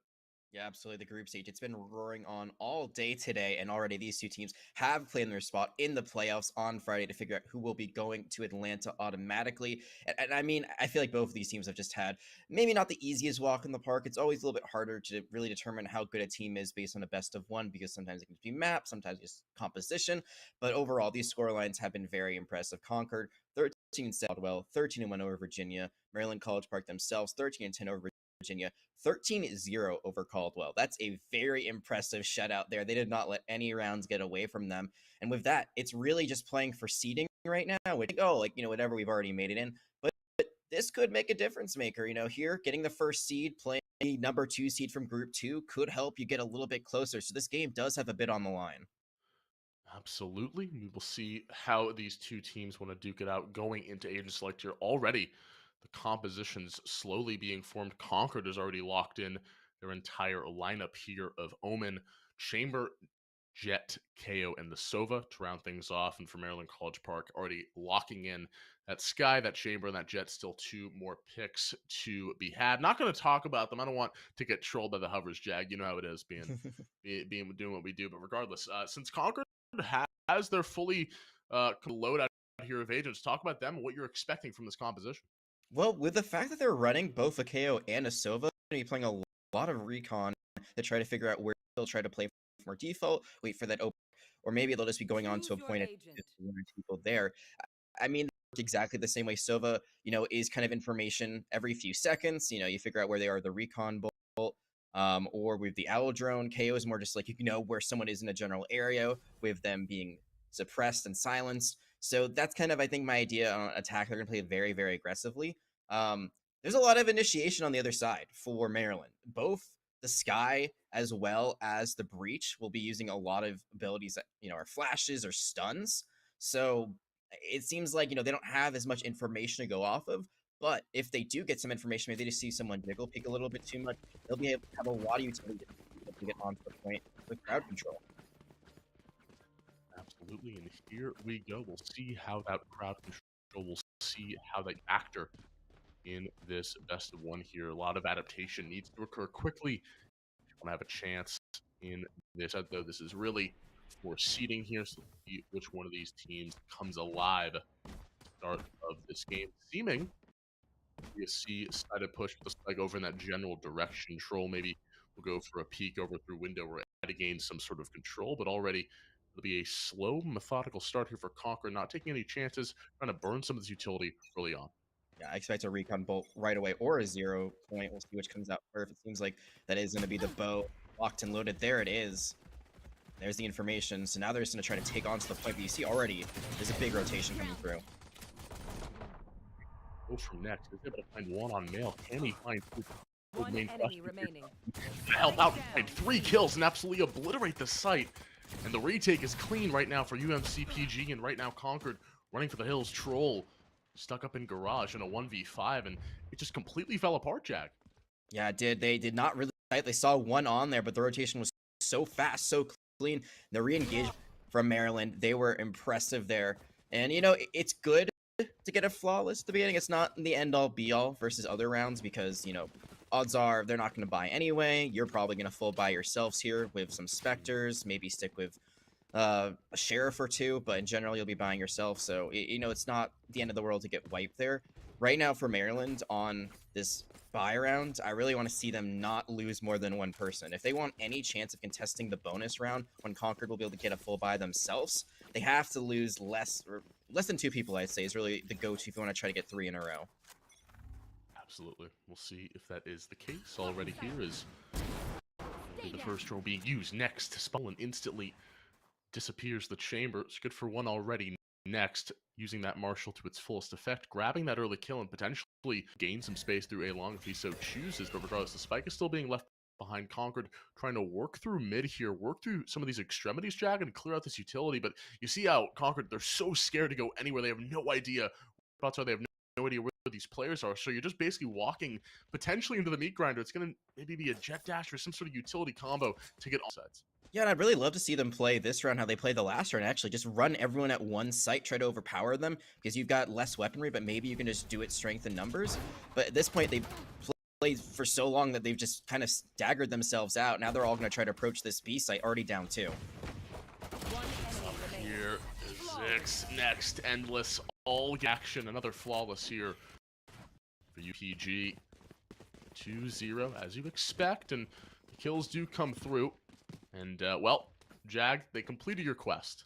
So Yeah. they didn't lose anyone. Now, this is where the bonus becomes interesting. This is where you see maybe an interesting tactic. You reach into the Gucci bag, think of something interesting, but it seems like the things will just play another default. They have those trips mid. They're going to have, actually, Gnar here. Phantom, so he could do some damage if he gets aggressive. And Gnar can buy here because about 2,000 what you need for a full buy next round. So that might be a bit of a surprise. That might be something they have to work with. But again, like they're at a weapons disadvantage here. They're adding armor disadvantage for sure. So next is probably going to get a headshot with this Marshall if they really want to get that one tap. Unlike last round where a body shot would work. If they win this duel, that's a huge start. But no, they end up losing it. And finally, for the first time in this game, Concord will have the person advantage. They get their first blood here of this third round, and now they're going to have a bit of idea here of where they want to go. They have that Omen over towards C, just in case it in that direction. Haven's so big, so massive. He can get those rotations off with ease if you so choose, and it seems like that will be the case. They're going to leave, but maybe look to go back. Does Dusty expect this? He does not, and Mail up front, close and personal, will gain that kill and potentially unlock this A site. Yeah, great advantage right now. Not really taking over the site just yet. Recon Bolt, not gonna find any information, but that 0 points gonna be really nice to see them. Oh, Gnar, this is the player we talked about. Is able to find one kill before going down, and is that enough damage done for UMCPG to get back onto the site? That's the question. A 4v2 is very difficult. Working through these smokes, working through these crosshairs is going to be so tough. Endless is able to find one, but that's all about it. Zix drops down, and in a 3v1, Endless, he's going to have to put on an absolute miracle here to gain this round win. But you like what Concord did, Jag. They were aggressive. They were easy with those rotations. They played a little bit of mind games with UMCPG, and it worked out flawlessly. But Endless still continuing to push forward with this site. Finally, will get taken down with Q grabbing that third kill. Means it's 2-1 in favor of UMCPG. It's just interesting because the first round they played so fast and furious. In these last rounds, they've slowed it down. They have been able to find some kills just on rotation. In particular, I believe it was Nex was able to, not Nex, excuse me, I think their counterpart Male was able to find some really nice just 1v1s they could take, but they only end up having 2 players at the end of the day. So that means that yes, their economy is not great. As you can see, most of their players are below 1,000 credits. So this is a big round for them. If Concord can't win this one out here, they're going to have a weak economy going forward, which could end up falling down to a 4-1 deficit. Spike left behind, but Apple Drone will be used in conjunction here with Mail pushing forward. He spots Nex's skull and bludgeons the jet. Good for 1. Can he find 2? He does. So simple, so seamless. Crispy game from Mail. He's able to find the first 2 kills of this round and give Concord a massive advantage. The massive advantage. Because this was a very important round, as we just talked about. They didn't really have much to buy off of, so if they're able to win this cleanly and not lose anyone along the way, or only maybe lose 1 or 2 people, the people that did live the round previously can buy for them. So all things looking pretty good. Dusty, how much can he get done? He won, but it's an earthquake on top of A. Easy kills going the way of Concord. How about a 4v1 situation here is Endless.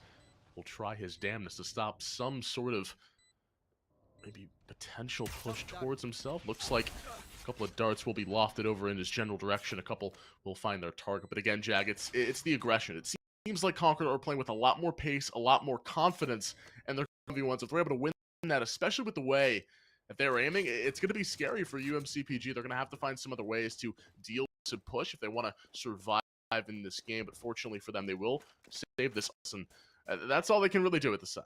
Yeah, absolutely. I mean, at this point, it's either throw it over the side or just try to run away and hope that no one chases you down. I think the big thing right now is that Concord, yeah, around the head, they are very confident in those 1v1s, and they're firing first. I've noticed a few times we've had the POV of Maryland play, that slight hesitation, that just 1 millisecond of, oh, like, is this really happening? Is there really someone rotating on top of me? Like, I didn't expect this. And then all of that, it just falls away, and they just end up getting their head blown off. And being able to, you know, take those fights first, having good accuracy, having your crosshair on the head already, that crosshair placement, all of it is so important. And I feel like we're seeing kind of a difference of style early on. I feel like Maryland really smart with their team play and really synergized of how they were rotating onto sites on the defense. Concord, they're just finding the early picks now, and they're just rolling off of it. They are being able to find all the success they need from it. But like you said, they still have the operator. No one else can buy here, though, so they're just going with sidearms. Flash will be used, gives Dusty 1 kill before being traded back. So he'll be good for his first kill of the game, now leading things here. 4v4 situation. Bladestorm is active for next. Eyes on him to really make a play here with the knives. So it will just be Gnar continuing to jump, he continuing to wait. Now we'll see a couple of bullets over from Troll. Spike is still left behind, so now Concord, they've reoriented Jag. They style a little bit, playing for another default situation. They know they have the better guns. Very smart here, trying to burn a lot of this utility and look for a safer option towards one of the other sides. And even though they lose one, they don't give up the weapon. So that's the most important thing. Upgrade yet on the side of Maryland. They do have the Bladestorm, like you said, so we need to keep our eyes out for next to see if they can pop off and do any work with that. Yeah, it's just the operator and 2 sheriffs and 1 classic, which is not going to be very well fought against these Vandals, but maybe if they're able to catch someone off guard, if Troll's looking the wrong way, they could find the upgrade from that. But it's really not just about getting the kills, it's really about being able to pick up some weaponry from those kills. Zix will be good for 1, and still next. Unknown over towards the side, will be able to find Q. Can he find a second? He'll use the Cloud Burst. Shrouded in mystery, trying to get something done here. On to Zix. He's still maintaining his confidence there. Determined is next. He's able to find the kills, 3-2.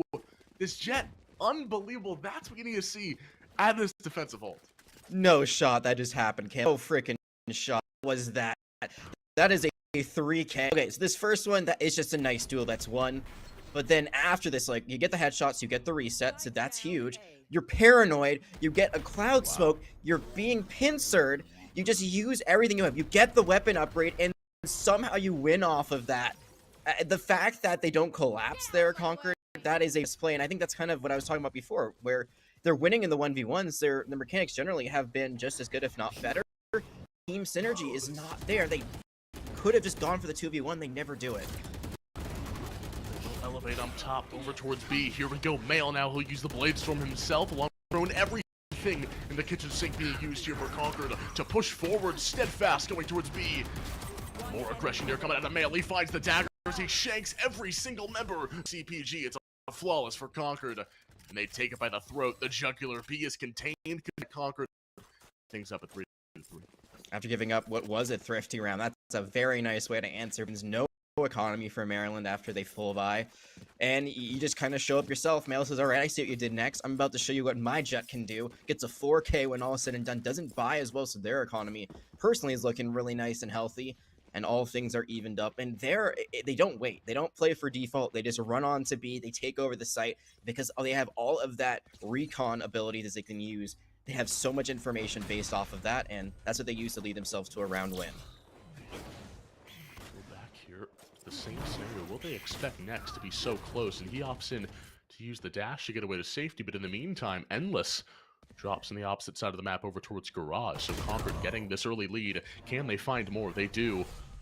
Off of the save here, Zevzi will be good for 1 more and leading things into a 5v situation with the Hunter's Fury just as a safety net if they need.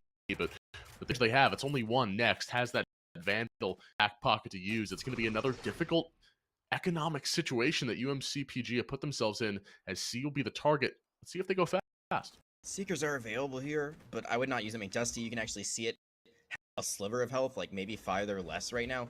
So there isn't really any point in trying to commit here. At this point, you just try to find spines too.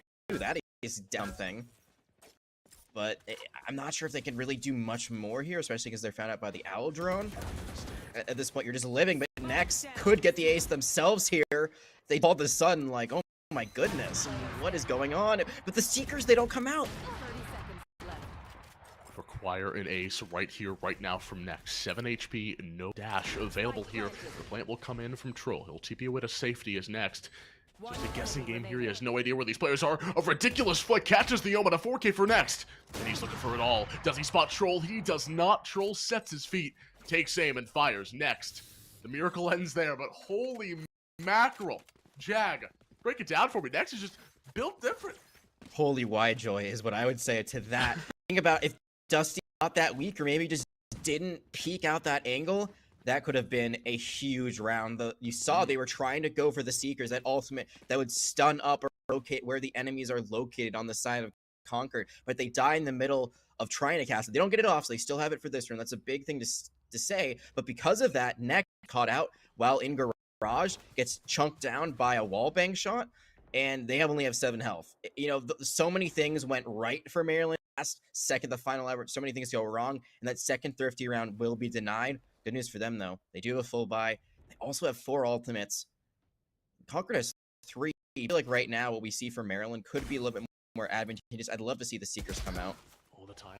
Oh, the timing comes in. Endless spots out Mail with the trip, and that's another massive pick here for UMCPG, and they're going to have to use this one to its fullest effect. They have the Seekers available to see them use that sooner rather than later when they think that push is approaching, but the bomb has now been conquered.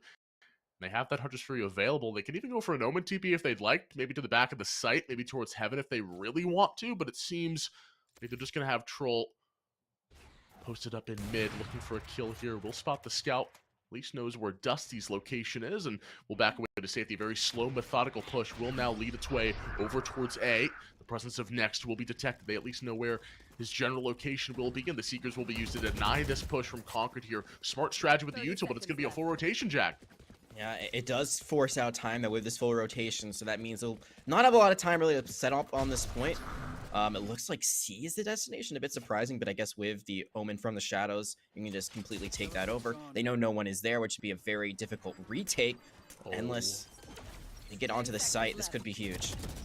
They have no idea. Endless is good for 1. Can he spot 2? He does, but Troll immediately, absolutely denies any chance there, and now it's going to be Next. He elevates up top. Will spots Dempsey, takes fight 2. That's the question. Troll sealed in the smoke. He is finally taken down by Dusty, who finishes it off and gives the full win over to the defensive side of UMCPG. Back and forth we go, Jag. These two teams so neck and neck. Producer, before this game started, this could be the match of the evening, of the day, really, because both these teams have been putting on quite a show throughout. And like we already said, both of them already qualified, but this is for pride as well as seeding. Whoever wins this gets top seed in the group, and potentially an easier matchup on Friday for the playoffs to qualify for Atlanta. So there is a lot at stake here.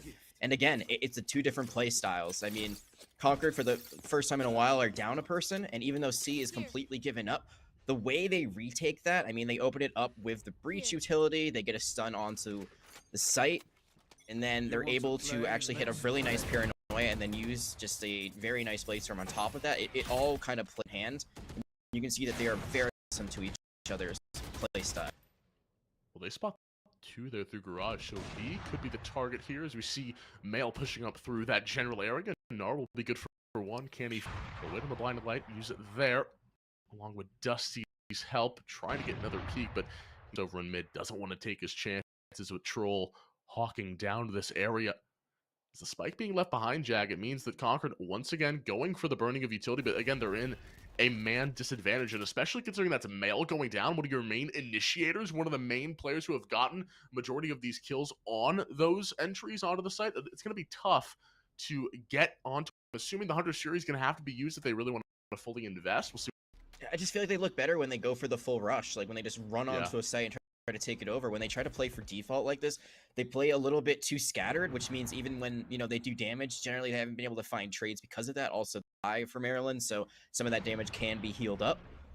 And they play like very slow and steady, and you know, it can work out, but I feel like on a map, it's actually probably one of the worst things you could do, because the fact that defenders are already with there being 3 sites, where there's no other map in the game with 3 sites. Defenders are already so spread out, like literally take over a site if you get 1 elim, and then it's just a 5v4 as you get back on. seconds it's left. just going to be an ult here for Gnar if they want to stop this push. It seems like they won't. It's going to go towards A. Plant will go down the nick of time. Troll will be good for one. And now Gnar will use the Rolling Thunder and absolutely take over A. The retake will come through. Here we go for one.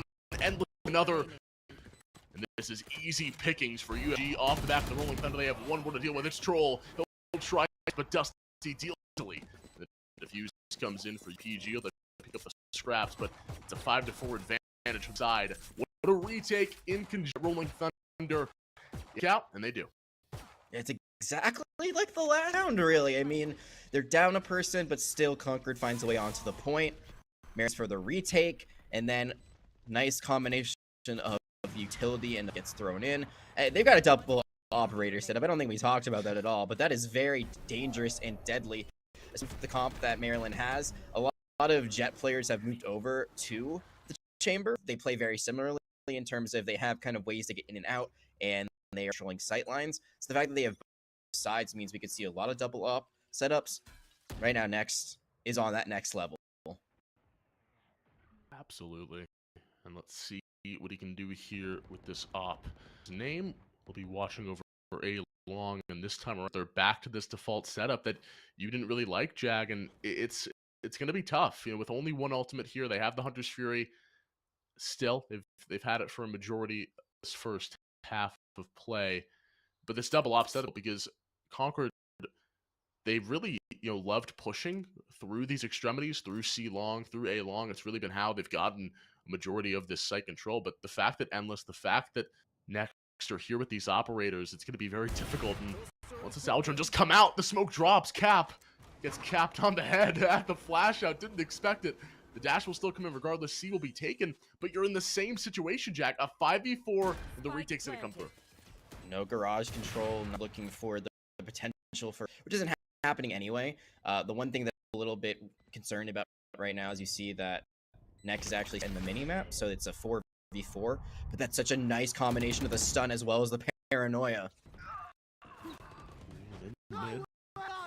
The difficulties here for Next, and now he will be used to buy some time, but the shots not going to find it there. One more will come in. The flash is there for Q. No idea what to do, and Dusty will be good for one more. 6-4 advantage for UMCPG, and they are not slowing down one bit. Have the Seekers available, Port of Force available, just in case Endless decides to throw the operator off the map. He's got one more just in case, but regardless, Concord, it's so difficult riding on this male train because he's going to run out of steam, and he was able to get those early kills, to get those frags, to get on to A, to get on to B, whatever the case may have been. But now it's getting more and more difficult. The Concord are going to have to different with that KO utility, with that Omen, maybe a TP on the site, whatever the case may be. It's got to be more. It's got to be stacked as 5, just like will be the target here for Male. He's going to try to get an early pick. He does. Nar will fall down. Zix, can he find one? He does. The set has been this is the Concord we wanted to see. Absolutely. They're moving in fast. They have not cleared full back of the point. However, they're winning the gun duels, and that is going to be okay. So, you know, it kind of ends before I have to throw it back to you, but this is what I want to see finally happens. It's just a very quick B take. There were all splits on the side of Maryland, like the Seekers might come out, but Dusty instead tries to take the gun duel, wins one, gets traded out immediately after, and they just hold on to the site. They don't really ever plan it. They actually don't fully clear it either, but they're able to play enough for everyone who's running in from A and C just gets taken out one by one. What's really big about that is because the previous round, Maryland had secured at least a tie at halftime. Concord, the fact that they win that keeps their economy alive. It means they actually have a way to contest this round, because if they had lost that, it would have been 8-4, basically no matter what, unless there's an amazing grifting. Now, this could be 6-6. Could be 6-6. It'll be off the back of Murray able to do it. 6 will be good for 1, good for 2. Endless destroys Male, and, well, the push ended before it even started. Now it's going to be ASD trying his best, but Endless shuts him down, and, well, you know, we wanted the stack as 5, but it didn't work out there. Jag, break it down. Yeah, I think if you're ever going to run a 5-stack, it can never be C-long. The angles are just way too good for the defenders, especially knowing that they've been running a double operator. They have a tour de force ready to go, either through garage, mid, or A short. I think those are usually the ways you want to do it. A-long maybe can work if you're able to smoke off heaven, but in general, general, this is just for snipers, and knowing how proficient Maryland has been thus far of it, you gotta make sure you're not giving them any chance to have the sight lanes they want. That time they kind of gave it to them for free. And yeah, it was a... They tried to run in also, and I think that worked on B just because there's a lot less room to cover. And one thing I wanted to go back to was I talked about how on one side Concord is more, I guess, recon based, Maryland a little bit more initiation based. KO is an initiator. I mean, that is his role, and he does have stuns, but that's never really been the base of his kit. It's always been about the 0 point. And even with that, like, sure, you do suppress them, it's still not going to stop them from, like, shooting you in the head, you know? So that's why I really like the idea of the breach in the sky in tandem, as well as, honestly, the Omen. Like, that can also pack a punch. There's a lot of just disruption to your vision, and I think that's a big part of why Maryland was so good on the retakes, and I expect it to be even better here on the side. Yeah, absolutely. I think maybe the one mini interaction we could maybe cap is able to somehow find the 0 point on Endless while he has that Sheriff out, because then you don't get that ability, so you actually switch back to the gun that he had, so that'd be the pistol here for himself. So that could be a mini action we get in this pistol round, but regardless, it's really the only way they could potentially win that 1v1 there, but it's going to be a bit of an aggressive push through window, actually, as May will work his way up through that area. Could be spotted early on, but regardless, actually made his way entirely through that area. Now he's going to get spotted by that trip, forced to back away, has that dash to reorient himself if he so chooses. But UMCPG, they're looking at A. They have two members over towards long trying to push through. They have the spike over in that general area. There's a trip there for Concord to play off of, and I'm assuming Next is just going to dash in, if that is the push. But UMCPG, they back off. They change their mind, and it looks like mid will be the target. Male still over, hunkered down. Sneaking his way through, that 0 point will be used. Endless, the timing. Oh my word, so difficult, Jack. So many angles to watch over.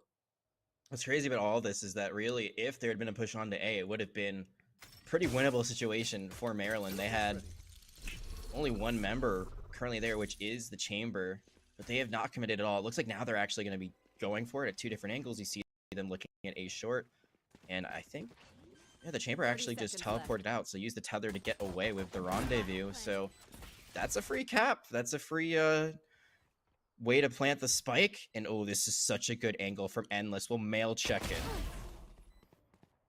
He checks it all right, and he hits it. Fine there, and that'll be good for one. That's what Concord need. Now it's going to be a 5v4 situation with a flanker to worry about. Never mind, flanker not going to be worried about. Dusty deals with that quickly. A massive flash, will find a couple. Troll is still able to press forward, find one. The same fate for Dusty. He'll be able to trade things back. Still so many angles to watch over, but now it's a 1v3. A 1v2 for Dusty. Can't find enough bullets to find the skulls, and Cap will find the defuse. It will be 7-6 in favor still of UMCPG. This will be the bonus here for Concord. Let's see if they can hold it together, hold down the line, and win this up. Let's see if UMCPG has any nifty tricks up their sleeve for this next round. So this goes back to winning that one round before the side swap, why it became so important. Because although you were at a deficit going into the halftime, 5-7, you win this next round and all of a sudden you're back at even. You probably give up the bonus round to a one-round differential, but that is much bigger or much better for you than an 8-4. Then even if you got these two rounds, you'd still be down by 2. So that one round win really shifts Concord, makes this a much more minimal situation where they can come back here on this defense. Overall, I think the big thing is the fact that Male won that 1v1. That was really so, and they did get traded out immediately, but the fact that the team had all the information was really good. Ooh, the Molly is going to shut down long, and with 2 kills already going the way of Concord, they're just going to be stuck up in this general area, and it's going to be very difficult to work their way back into C as the spike. Oh, it's a very short distance away, but it feels like a marathon right now for UMCPG. There's really nothing they can do in this scenario, and this is what Concord need to do. They need to find those early kills and now use this man advantage quite nicely, as it's just going to be UMCPG, I imagine, just waiting to the last possible second to push forward. I mean, there's not really much you can do in this situation. Zevsky and along with Cap are just watching this over. It's going to be tough, and as we have 45 seconds, this is, I think, this the round looks like for a majority of it. Yeah, and I would love to see them push through garage, maybe try to catch someone off guard. There's really no way I think at this point, but You're just kind of waiting for the round to end. It's actually going to be 30 disadvantageous. seconds They do get one. If they actually won't get the death bonus, so they'll have it in their economy. So at this point, it's kind of like run in, see what you can do, and maybe it works out better for you. Maybe it doesn't, but you do want to fall here. You do want to give up your life here to help your economy stay nice. Well, here we go. They will walk in, try to find some kills. Endless can't find one. Next is able to roll. See if he can continue to get things done. We'll dash in to the firing squad of Concord and go down. But that's what he wanted. A team ace for Concord nonetheless. Everyone involved on that second round of play. But regardless, kills coming in. A couple of light shoots. Going to be a little bit easier for UMCPG to find these kills. And they have the Seekers here for Dust. Do you expect this to be with those Seekers? To just say we have the gun advantage, let's try to save the ultimates and try to use it maybe along with the Rolling Thunder in some conjunction? What do you think, Jack? You know, usually I'd say the latter. Save it for round where you know it's going to be an equal buy, but because this goes, maybe you can commit forward anyway. You'll get the Seekers back again later. Advantage you can get in a 7-7 game is huge. So go for it. It doesn't look like that's the play. Trying to go for a B hit right now. Trailblazer are going to lead the way. Once they see that site is basically empty, they're just going to go for it. They might be a little caught off guard by utility there. Well, at least for the moment. But I mean, you look at everyone is on A. If they had actually gone for that plant, they would have had a free point for quite a bit. Now they have to worry about this rotation potentially coming out and surprising them. I think Gnar is watching it, but they just give it up. Now it seems like they might be met right head on by Cap. They are. Cap is good for one. ZMC just adding insult to injury here, and this is the buy-up here for UMCPG. Everything falling apart. It's going to be, but he gets from the rear. It's Troll who scurry and finds the kill. Look for a gun as well. Everything wrong there for that round for UMCPG. Walk into the meat grinder, Jack. Timing was so crucial there. If Gnar had held that angle a little bit longer, they probably wouldn't have walked into that fight, not realizing they were about to gunfight. And then also, I think just like, you know, taking advantage of the timing they had. Obviously, they have no idea where the enemy team is, but if you see a site is empty and you're able to clear it out, just go for it at that rate. You have the weapons advantage. You've given up the bonus round. That is a huge thing going against you. And now that Seekers that we talked about, if they had used that, they would have had all the information in the world to play off of. Instead, now they're going to be going for a light buy, and they're down. Down, and now they're down 3 men as well as UMCPG will once again just walk in here and give their lives over to Concord. They know this round is really all but lost, considering where the spike is now. And Endless, they'll just try to play for some exit frags perhaps and just hope Concord walk over towards him. But it seems like Concord, they understand the situation of this game. They understand how close it is. They don't want to give over their life in a silly way, so they're just going to use the Albagrone instead. Check the angles. Good TP from Endless. We'll bring them back over to spawn. But it will be Concord, who have really switched things up and have turned new gear. It was looking, you know, both ways over the course of this game. There were some moments where you thought, yeah, maybe UMCPG could have just ran away with this one. Look for that 8-4, but Concord have always stuck in there. They've always stayed around and made things interesting. And now, potentially, unless Endless has something to say about this, we'll have a 2-round advantage over their opponents here, and things looking very, very good for Concord after this one. We'll see what Endless can do here, but regardless, just going to be walking into 2 separate crosshairs at once. Not the greatest idea, but Jack, tell me how you see UMCPG after this Swifty round, bouncing back in some way, maybe using some utility. What do you need to see them do to come back into this game and tie things up? You know, I was critical of Concord in their attacking strategy early on, and I feel like Maryland is doing basically the same thing. They are taking very long to get onto sites when they have advantages. I mean, they've only had an advantage one time on attacks. We'll see how that continues, but the round where they had the bye and Concord had to save just what they had, I would have loved to see them play really fast. Go on to A, maybe to C through garage, just whatever the shortest route is, the least amount of sight lines, and don't give, you know, Concord really any chance to win that, because even though Spectres usually do lose out to Phantoms and Vandals, it's not always the case, especially in close range. So you can take a site really quickly and then force them to come into you. It becomes much more tricky to try to win that bonus round out when you have the lighter buy. They just took way too long, didn't use any of the, you know, resources they had, and then they just got completely caught off guard. The rotation from Concord was immaculate. I said before, you know, Concord, a little bit more mechanically based, a little bit less team focused. This defense, it feels like they've really been upping the team play. And I think what we just saw there on that last round was part of it. They lost one. They said, hey, you know, there's a headhunter out there. You never know what can happen to the chamber. Let's not take the risk. Let's just play the spike. Let's not chase for this elimination. Probably come to us at the end of the day anyway. That's what happens. They only lose one in all of it. Keep their economy, for the most part, pretty nice. Just really disciplined, really well played. And if they keep this up, they might be able to snowball this economy and this lead all the way to the end. Yeah, I mean, it feels like it should be easy for UMCPG to get onto site. I mean, you have a breach, you have a sky, you'd think, right? You'd think it would be the easiest thing in the world, but Concord, they've always found ways, and credit that potentially just UMCPG not trusting themselves. Now it's going to be a 5-stack. This is what you want to see at a UMCPG with the double flashes. But Troll has other ideas. We'll take down Dusty. That's one of the flashers gone. One of the initiators gone for UMCPG. Nexus put himself in a decent spot, but the spike will be planted down. And UMCPG, it's a must-win for them. Because here we go. There's the KO ultimate being used here. Cap will drop down along with Troll. Good trade back for Concord. Means it's going to be a 4v3 technically, but Zix, he'll try his damnedest. He finds 3 kills. A ridiculous flick over. Saves the round in favor of UMCPG. Concord had a chance, but the chance is gone. UMCPG bounced back in a big way. All right, thank you, production. I was about to ask, can we please have a replay of that? Because that is one of the snarliest plays I've ever seen. Just the flick was incredible. They are blinded for a bit of that. There's one. There's two. How do you even see that out of the corner of your eye? 30 health, the headshot turn.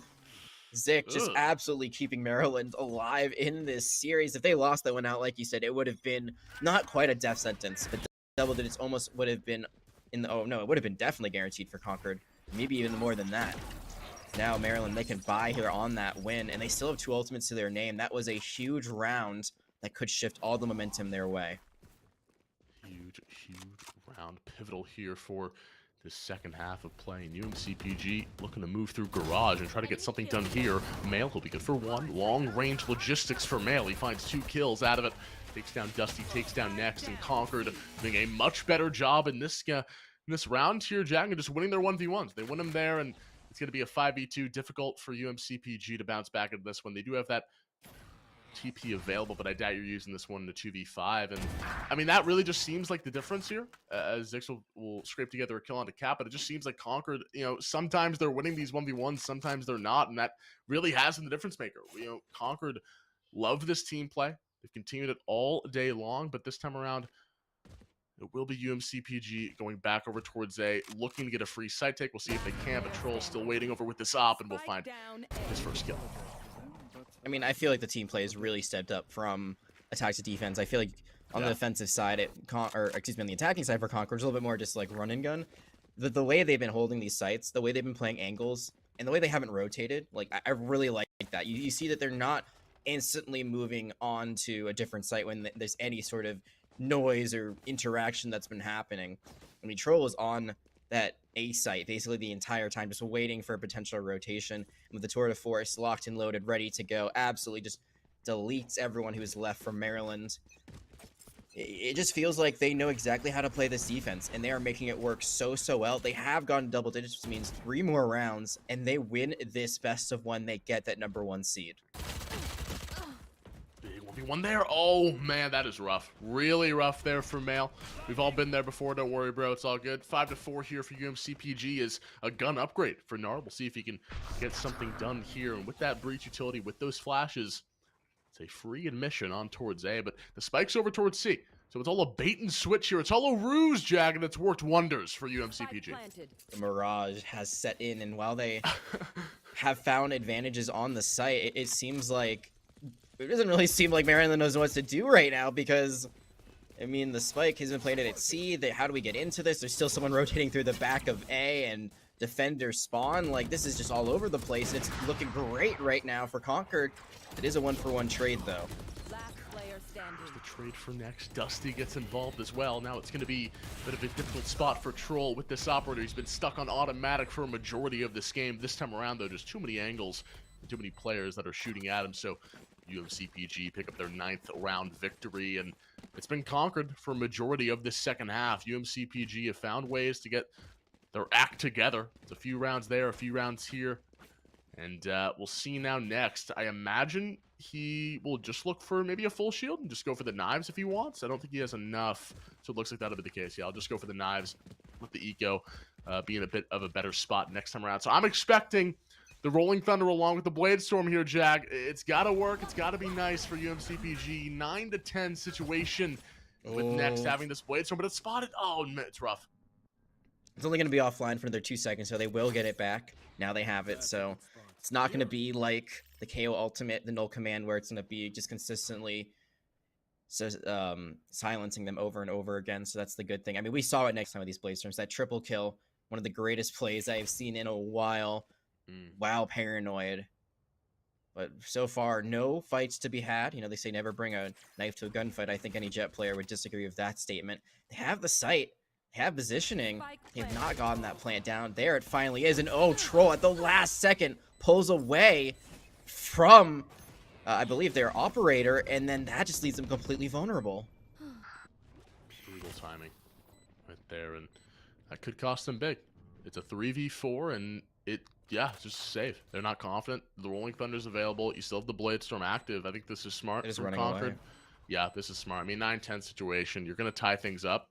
So it's not the end of the world for Concord. You can lose this round and you'll still be at 9-10. They want to keep the guns. They understand how difficult it's been to really keep their economy for a majority of this game. They don't want to deal with the situation like they did in the first half where they were just struggling to even buy guns. So they'll have the Blade Storm ready for mail next time around if they want to go for an aggressive play of their own. But Rolling Thunder not even invested for UMCPG. They'll have that for the next push if they want to.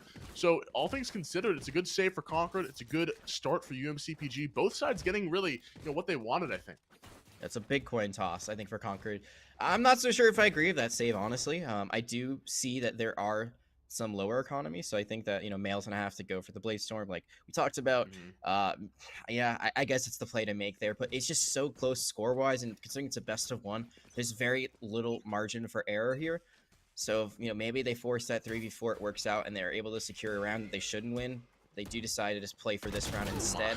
They lose this one though, and there will be a little bit of money left over. I think they will be able to mostly buy next round, but already have lost Mail, and that Blade Storm is off the table. I think he bought. That was a Vandal I saw. So Was I mean, it? I don't. Ooh. I love a. I think a someone tab bought when for we get them. the chance. Oh, I think okay. it was their KO that bought for them, if I remember correctly. But we'll have to see what that looks like, as this round is still going on. And despite that first pick, Maryland, they're not committing to this site just yet. I mean, could you imagine if they go for another just switcheroo right here? I mean, they don't have the TP for themselves here. So they do have the Rolling Thunder and the Tour de Force. That's about it. So we'll see what the idea is. There's the smokes, and here we go. Sebzy in a really, really difficult situation, but he has his teammates for backup. Nar will be good for 2. Can he make it 3? He does. Swiftly anticipating and finding his way onto the site. He'll find every kill he needs for UMCPG to gain control, gain autonomy over the site. Control in a 1v2 situation.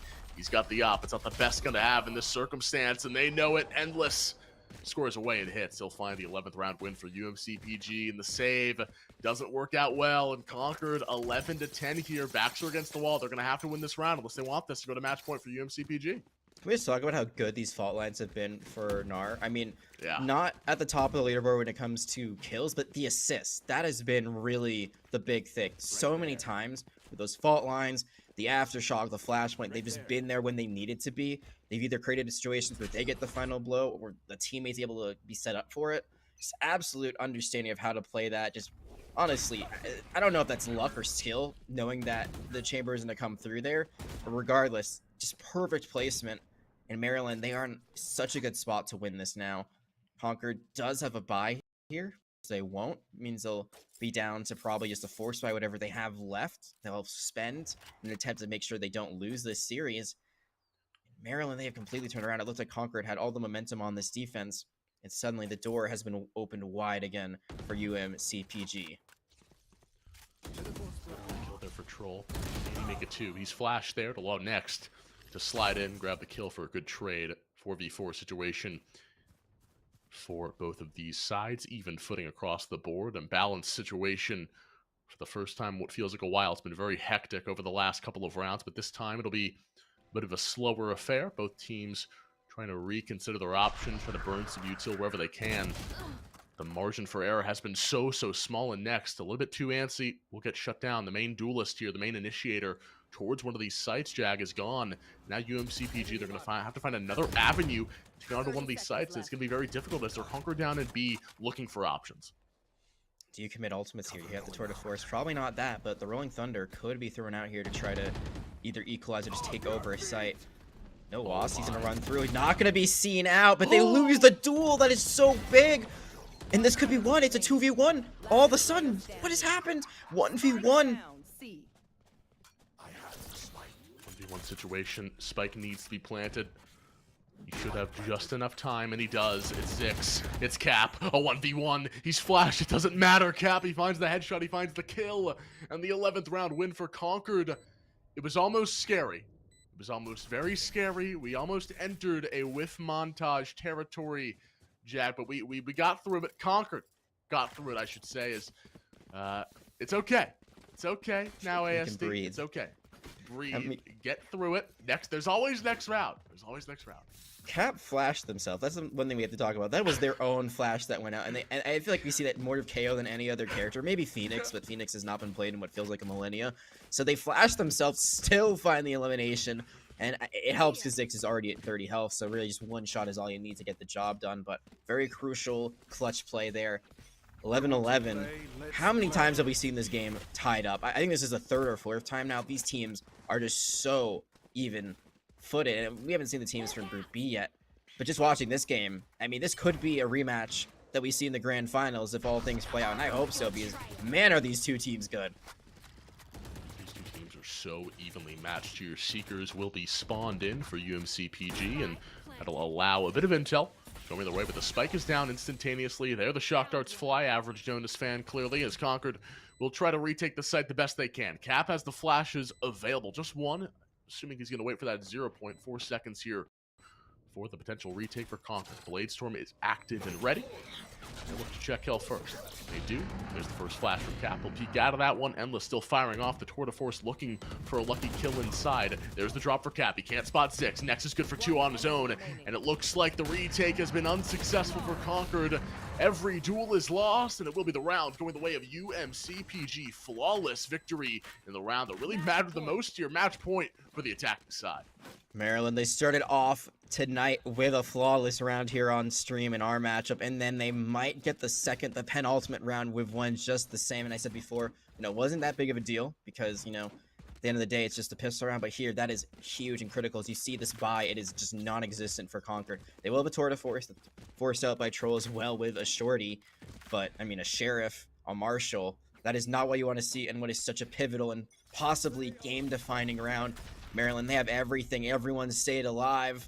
And now they're looking for that final nail in the coffin to secure that #1 seed from Group A. You're looking at Mail. You're looking at Troll to step up here in a big way. This shot has to go his way, and it does. Nor falls. There's no revive here. Nothing of that nature. So it's a 5v4 situation for Concord. And you see how cautious they're playing things out. This trip will act as a 6th man here for Concord. If B is the target. We haven't seen the dash play yet, but next will work their way onto the site along with the rest of the members of UMCPG. Spike will go down. And then a 5v4. Let's see how the Concord retake looks. It's all on the shoulders of these players with the gun advantage who actually have a chance here. Troll, Mail could really get things done. There's the first 0 point being used. Here comes the push towards the site. Zix is good for 1. Can he spot 2? Dusty finds the other. And here come the kills pouring in. But Troll is able to find the 3K somehow, some way. Mail in a 1v1 here with Endless. But it doesn't matter. The retake is not successful. The trades are good for UMCPG. The attacking side wins at 13-11. We expected it, Jag, to be back and forth the whole series long, and it was. It delivered. 13-11 was the final score there. UMCPG eking out the victory just barely. But I think this is a great example of two really phenomenal teams who use that utility exceptionally well. We're able to rotate off each other's plays and adapt, I think, over the course of that game to a really high degree. I think in general, honestly, if you look at that game, if there was an initiator on the side of Concord, this might be a completely different series. The fact that they really didn't have any crowd control to utilize besides their paranoia, I think cost them a little bit. I mean, you do have the 0 point, and sure, that is crowd control in a different way where you silence the abilities, you suppress them. So it's just really gunplay at that point. But if you're at this level, if you're in this tournament, you're playing to a pretty high degree already. So no 1v1 is guaranteed ever. But still, despite a composition which I think, was missing a few pieces, they played as close as they could in regulation to Maryland. I thought that actually might go to overtime, especially that opening pick. They just didn't have the weaponry at the end. They just didn't have a buy. If that was an equal buy, I think we go to 12-12. I think we see a few extra rounds. But the good news for both these teams is that they will be moving on anyway, as we talked about before. Both of them are moving on to playoffs. And if this is a best of 3 series down the line, best of 5, like, who knows how this goes? It could have a very, very different result if there's more maps to play. Absolutely, Jack. Well, hopefully we will see the same type of matchup, the same close combat, the same close game throughout in our next matchup of the day. We're going to go to a quick break before then. Don't go anywhere. We'll be right back.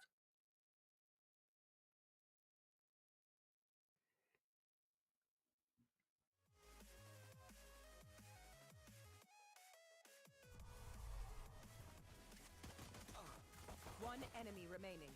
Spike down, C.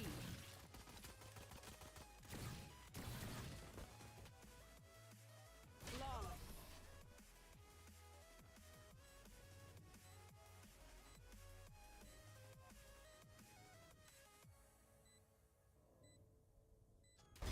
Pardon, monsieur.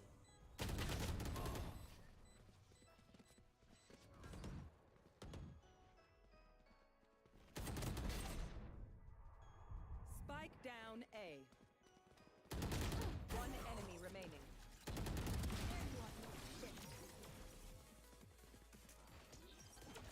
10 seconds left. Spike planted.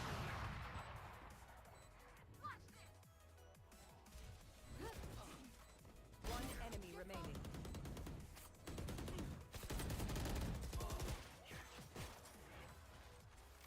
Spike planted.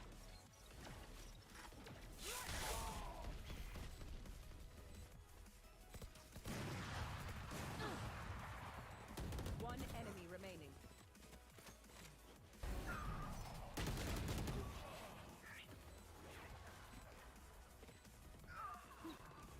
Nowhere to run.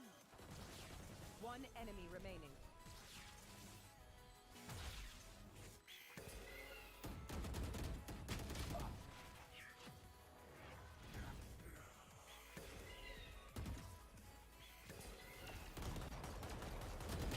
Spike down B.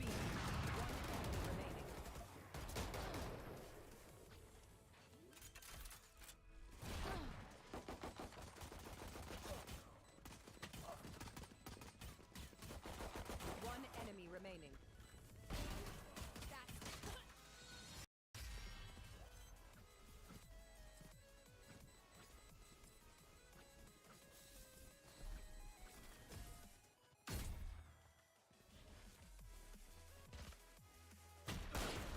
Last player standing. Spike down C. Team Ace.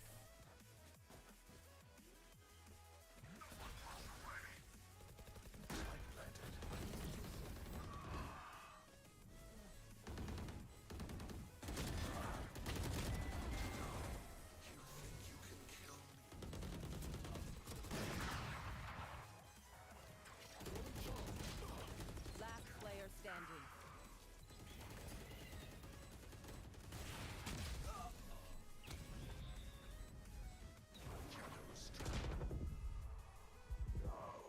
Spike down A. One enemy remaining.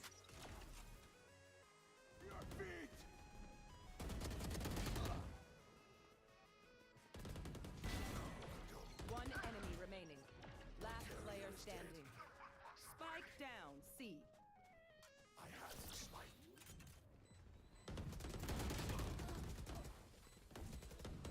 One enemy remaining. Flawless.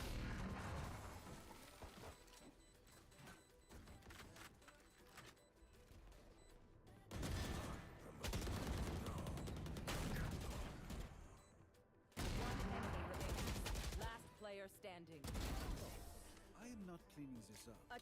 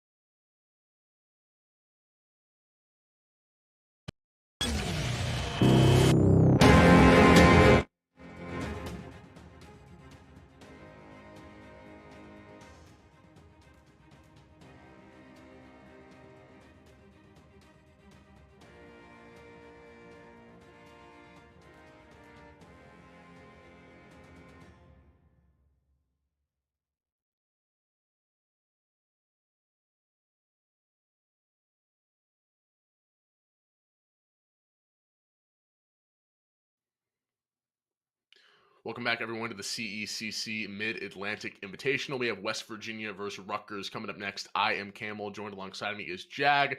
Once again, it's our beloved Haven, Jag. I know how much you love back-to-back maps. So, honestly, it'll be interesting to see how these two teams change up their strategies as opposed to the previous game we just saw. But looking around in the lobby, it seems like everyone's immortal, radiant, that type of rank. So this should be a very competitive, very close game, unless I just jinx it. So hopefully we get to see a very intense contest between these two squads. You already cast a curse even before we started the match. Congratulations, Campbell. It course. has to be a world record. But I mean, to. honestly, the thing is, in the last matchup, we had an expectation of how those two teams would perform because they'd already played 2 matches throughout the day. They'd played in the group stage. It's a very similar circumstance in this matchup, but very different kind of ways of getting there. Both these teams have already qualified for the playoffs that are going to happen on Friday. This is for seeding, first versus second seed. Neither of these teams have played today. Unfortunately, due to some issues, the other teams that were in Group B had to forfeit. So West Virginia and Rutgers kind of qualified automatically. So we don't know what to expect. That's the truth of the matter. Like you said, very high elo players. So this should be a good matchup. I think Sora is the one player we're going to be looking out for. That's the one who has been confirmed Radiant by production. But other than that, like, there's a lot of question marks about what we could see out here. I don't think it's going to be the same compositions we just saw. I feel like you're probably not going to see double initiator setups like we saw in the previous game. I don't feel like we'll see double recon potentially. I think I'm really intrigued about how these teams decide to switch it up because, like you said, it is the same map back to back, but no two teams like to play it alike. So we should see a lot of differences in kind of not just compositions but also play style. Yeah, I don't know about you, but I saw the Neon Supremacy today with VCT. I saw Optic pop off. I need to see Neon on Haven. It's a large map. You get the extra move speed. You can really run fast. You can go rampant on the enemy team. Along with the Brim Stim, I mean, you got a pretty sick combo right there. So potentially that's a way these teams could go. It'll be interesting to see what they do end up going for. Maybe that Chamber is another route they want to take along with that Jet. That double operator has been very powerful, at least in that first game that we saw. Remember, still a best of one for everyone in chat who is wondering. So not a lot of adaptation you can really have towards your opponent. You got to think quick on your feet. But we should be close to get into the game, just waiting on production to give us the okay that all the players have joined up. But regardless, just be waiting a little bit longer. We'll see what does happen. Anything else you're expecting? Anything else you want to see personally, Jag, as we head into Haven? Any picks that you personally like?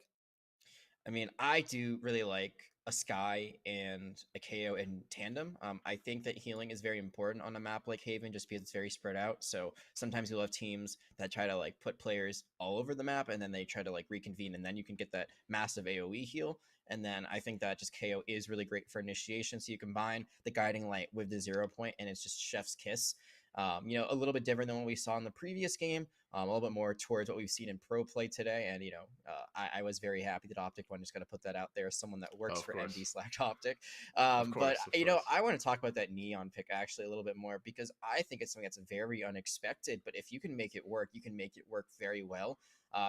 Everyone's like, Valorant's a tactical shooter. You can't run and gun. Why do I keep getting walking headshot by the Vandal? Please, Riot, tell me. But I think Neon is kind of like the ultimate run and gun character in a game that a lot of the time you're playing angles, but we saw today in that Optic gaming matchup, Victor use it very, very well. That pick was just catching Zarya off guard so often because you usually just don't expect someone to run up to you like that or just have positioning way too far forward that a normal character could not get because they don't have the ability to run like Neon does. So I'm not expecting it. I feel like in the past, the double duelist setup usually was of Reyna, but Chamber's kind of taken over that secondary duelist role on this map. So I'm expecting Jet and Chamber if we do see, double duelist-like composition come out. But Neon, I don't know if it's going to come out today, but that'd be so cool if it did. I think there's a lot of interesting plays you can do where you play just really fast and furious, especially combo that with a KO and either a Breach or a Sky, just flash them into oblivion and then just run and gun right up on them. Oh man, that could be a deadly force to be reckoned with. Yeah, and I think, because we're in a situation here where both these teams are qualifying regardless of the outcome, I think you have that sort of leeway and have that sort of space to play whatever you want to, expand your agent pool, expand your strategies that you do want to employ against your opponents later on in this tournament when it starts to become a playoff situation, when the stakes are a lot higher and money is on the line. But regardless, we'll just wait and see. Seems like everyone is ready to go. I think just waiting on 1 or 2 more people, but as soon as they are ready, we will bring it into the game here for Haven. But regardless, seems like one player's in the range, Jag, and I hate to see it. You have to get the aim training in. You have to get the aim labs in. You need the Kovacs plus range combo. So as soon as that player is all good to go, it's probably Sora. He wants to make sure he doesn't throw the bread here. He is the only Radiant in this lobby. So it would be a travesty if he does end up not performing, because we're expecting so much from him just in terms of how this lobby is formed out. But regardless, just waiting, seeing what can happen. Is in the most important part of this game. Obviously, seeding does play a role, but it looks like we are here going into Aiden Select, and can't wait to see what these guys pick, Jack.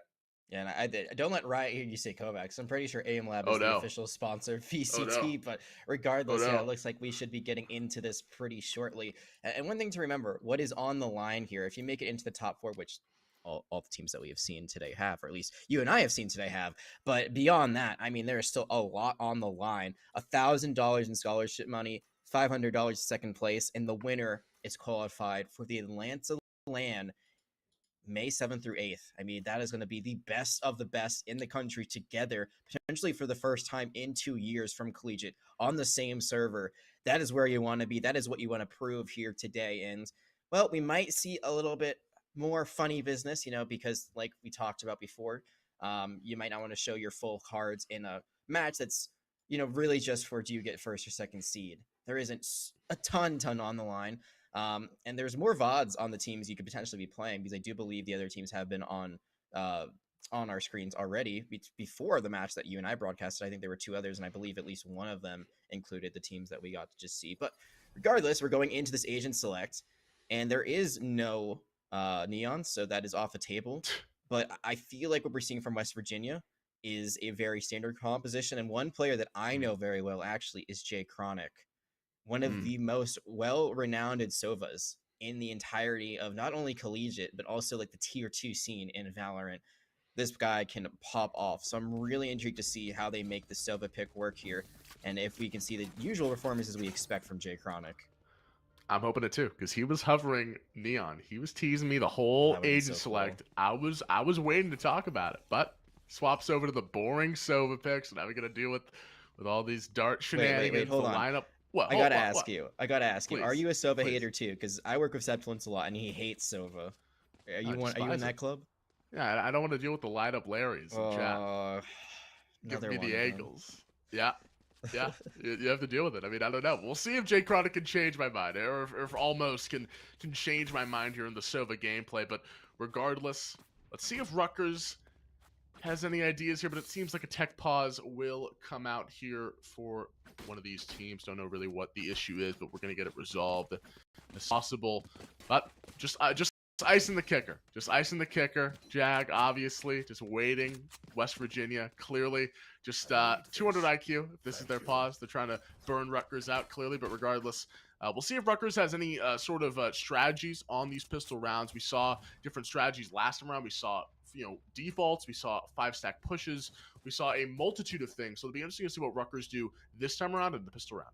I haven't seen a Killjoy in forever on Haven, so they're going to use this probably for post-plant or for just stopping rotation, depending on where they put that turret. As you see, there is going to be a very aggressive push out from C long from the defenders, maybe also a little bit in garage. But this is a B push for sure from the attackers. That lineup was almost perfect there for almost, but they did not shoot. They do get the first frag, but it's traded out, and through the paranoia, it looks like they've actually rotated all the way around to C. This is amazing. This is such a smart play from Rutgers. Really smart play from Rutgers, using the entire map to their advantage. And for West Virginia, you're now in a 2v3 situation. It's going to be very difficult to work your way back in towards this site. But that's a great start for Sora. He'll spot Ivan and take off his head. Good for one there. A 2v2 situation for Rutgers with the spike down.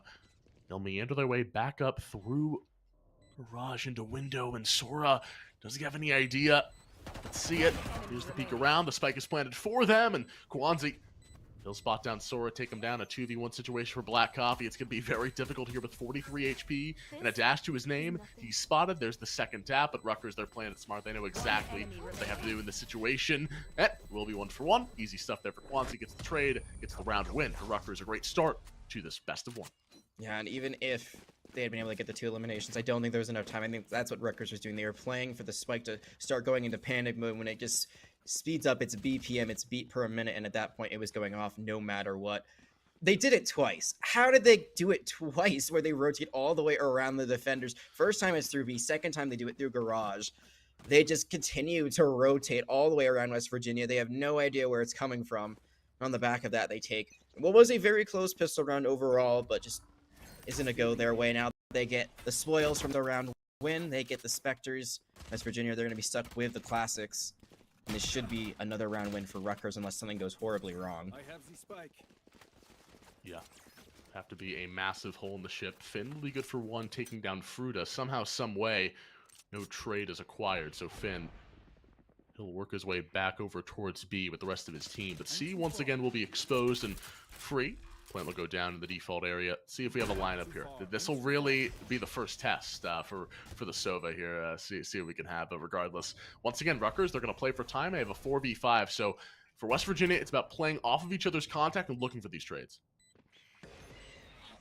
Trades not to be found yet. I mean, they do have a numbers advantage. That's something to work with, but that dash on the point, maybe a little bit ill-advised. Cloud smoke thrown out. I think it wasn't landed after the dash went through, and that's just going to be them running through the rest of West Virginia. So 1 kill found, but not much else. Very solid second round going their way, but this is the one that West Virginia, we expect them to get back. However, Sora, notably, cannot buy full armor. So that could be a huge difference maker. Yvonne, the one that falls, has to make a decision. Do you buy a little bit here, or do you just save for the equalizer round? It looks like they're going to be going for an Ares. I don't think they're going to have enough for a full buy. This is a very risky play to buy here. A Spectre, I mean, it's basically around the same price. I think the smart thing here is really just to stick with the Classic and accept this is probably a round loss, but Ares is secured at the last second, so they are going to try to win this one despite being at a weapons disadvantage. This is going to be tough. See how the push plays out. It's up to Finn to really find some here through the smoke. Can't do, but the plant will go down instantaneously for Kwanzi. They're going to get the hell out of dodge here on top of B. You see all the players now scurrying away and creating space. Garage, Apple Drone will be used by West Virginia, but they get the plant down fast. They know they're at a gun disadvantage, and they know they don't want to take these 1-for-1s up close and personal, so they're going to play off this smoke. They're going to play for this spike. Great strategy by Rutgers. Let's see what West Virginia can do with this utility to gain some sort of space through mid. Despite the weapon advantage, they're not able to take the site, the Nano Swarm. It's going to help stop the defuse. Yvonne buying the Ares might actually be what they needed. One enemy remaining. It's looking good. It's looking great. Remaining. 2v1. All of a sudden, it's a 1v1. Jay Chronic, but doesn't have enough time. Wow. Has to leave, and that's the pop-off potential that Jay Chronic has. They don't even get out. They lose the Vandal and almost also falls, but the difference is that that was a full buy from West Virginia. Rutgers, they just kept what they had except Yvonne. So for almost, it's like, hey, I'll take the death there. I'll take the bonus from getting all of that, and they get the full buy. That's 3 rounds in a row for Rutgers. Oh my goodness. Camel, they are looking so phenomenal early on. The Ares, the utility, the mollies, so much to work through for West Virginia. They can't do it. And by the skin of their teeth, they are able to find Jay Chronic, who just barely dies to the spike explosion. Won't have that gun. We saw he got a 4K there, just ran out of ammo. That was actually disgusting, but he wasn't able to finish it off. Just unfortunate. And out of bullets he had, so they're now going to take these guns back over towards spawn. Don't want to give these up to any unsuspecting player of West Virginia that could walk by. They'll just throw it off the map, but meanwhile, still a lot of brawling occurring out throughout this game. A couple of trades going the way of Rutgers, who have now put themselves in a 3v1 after all that, and A site will be completely exposed, and Rutgers look to sanitize and get the plant down, and West Virginia back in another situation, man disadvantage, a sliver of HP for this chamber. Kwanzi, look at his, 5th plant of the game, it feels like, for this guy. He's always been on this, and he'll have the TP as well because of it. 7 HP for Sora and a Dream. This looks to go back over to the site, but Jack, I have to ask, since this round's going to be very difficult for Sora, and he'll be very slow on this, how do you see West Virginia, playing a little bit, is it the caution that they're playing with? Is it the fact that they're not, respecting Rutgers enough? What do you need to see them do to bounce back? No, I'm going to be perfectly honest with you right now. I'm trying to figure that out in my head, and I just think right now it's Rutgers out-tempoing them. And it's not always been, just running at the site. They have had a few different plays of how they got there. I'm still thinking about that pistol round, how they just out-rotated them after what was a fake towards B, essentially, that turned into a C push. They just seem to be really, really in sync right now. They are playing wherever West Virginia isn't, or they're winning the battles quick enough where they can just take over a site, and West Virginia just isn't able to rotate onto them quick enough. I think one thing is that West Virginia, honestly, I would say maybe give up the site for now and just let the full rotation come in. Don't try to retake when it's a 5v3, or try to take that fight when it's a 5v2, whatever the numbers are. It's been very difficult for them to win out in these gunfights so far, and I think Sora and J Chronic has to be really your muscle, and usually have not been there when needed. Oh, through the smoke, Yvonne, he's good for one, takes down Black Coffee, good espresso shot there towards the West Virginia duelist, and it just feels like West Virginia, they're doing too much. You don't need to be pushed up that far, especially how the rounds have been going 4-0. I know you want to try to do something, but you're on defense. Let the play come to them. You have the Sova ultimate, you have the Hunter's Fury to play off of that, you have the Tour de Force to play for time, agility. Can he be good for one? That's the question. The speakers will spot him out. He will be able to find Fruta for almost. And now A site, once again for Rutgers, will be the target. Let's see if they fully commit, because they still have 50 seconds to rotate off if they so choose, but it seems like A will be the said target. Here comes the push on for Ivan. The rest of the team looking to gain some space. It's going to be a bit difficult here as Jay Chronic and Finn will scrape together 2 kills. We're already in a 2v1 situation. Through the smoke goes Finn along with Ivan. A 3K for the chamber is pure. In the 5th round for Rutgers, almost gets the plant down as well for some extra cash.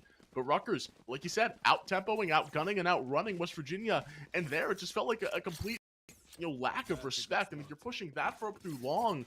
If you don't get that play working, it's never going to happen for you. Yeah, they do get one, but that's not enough.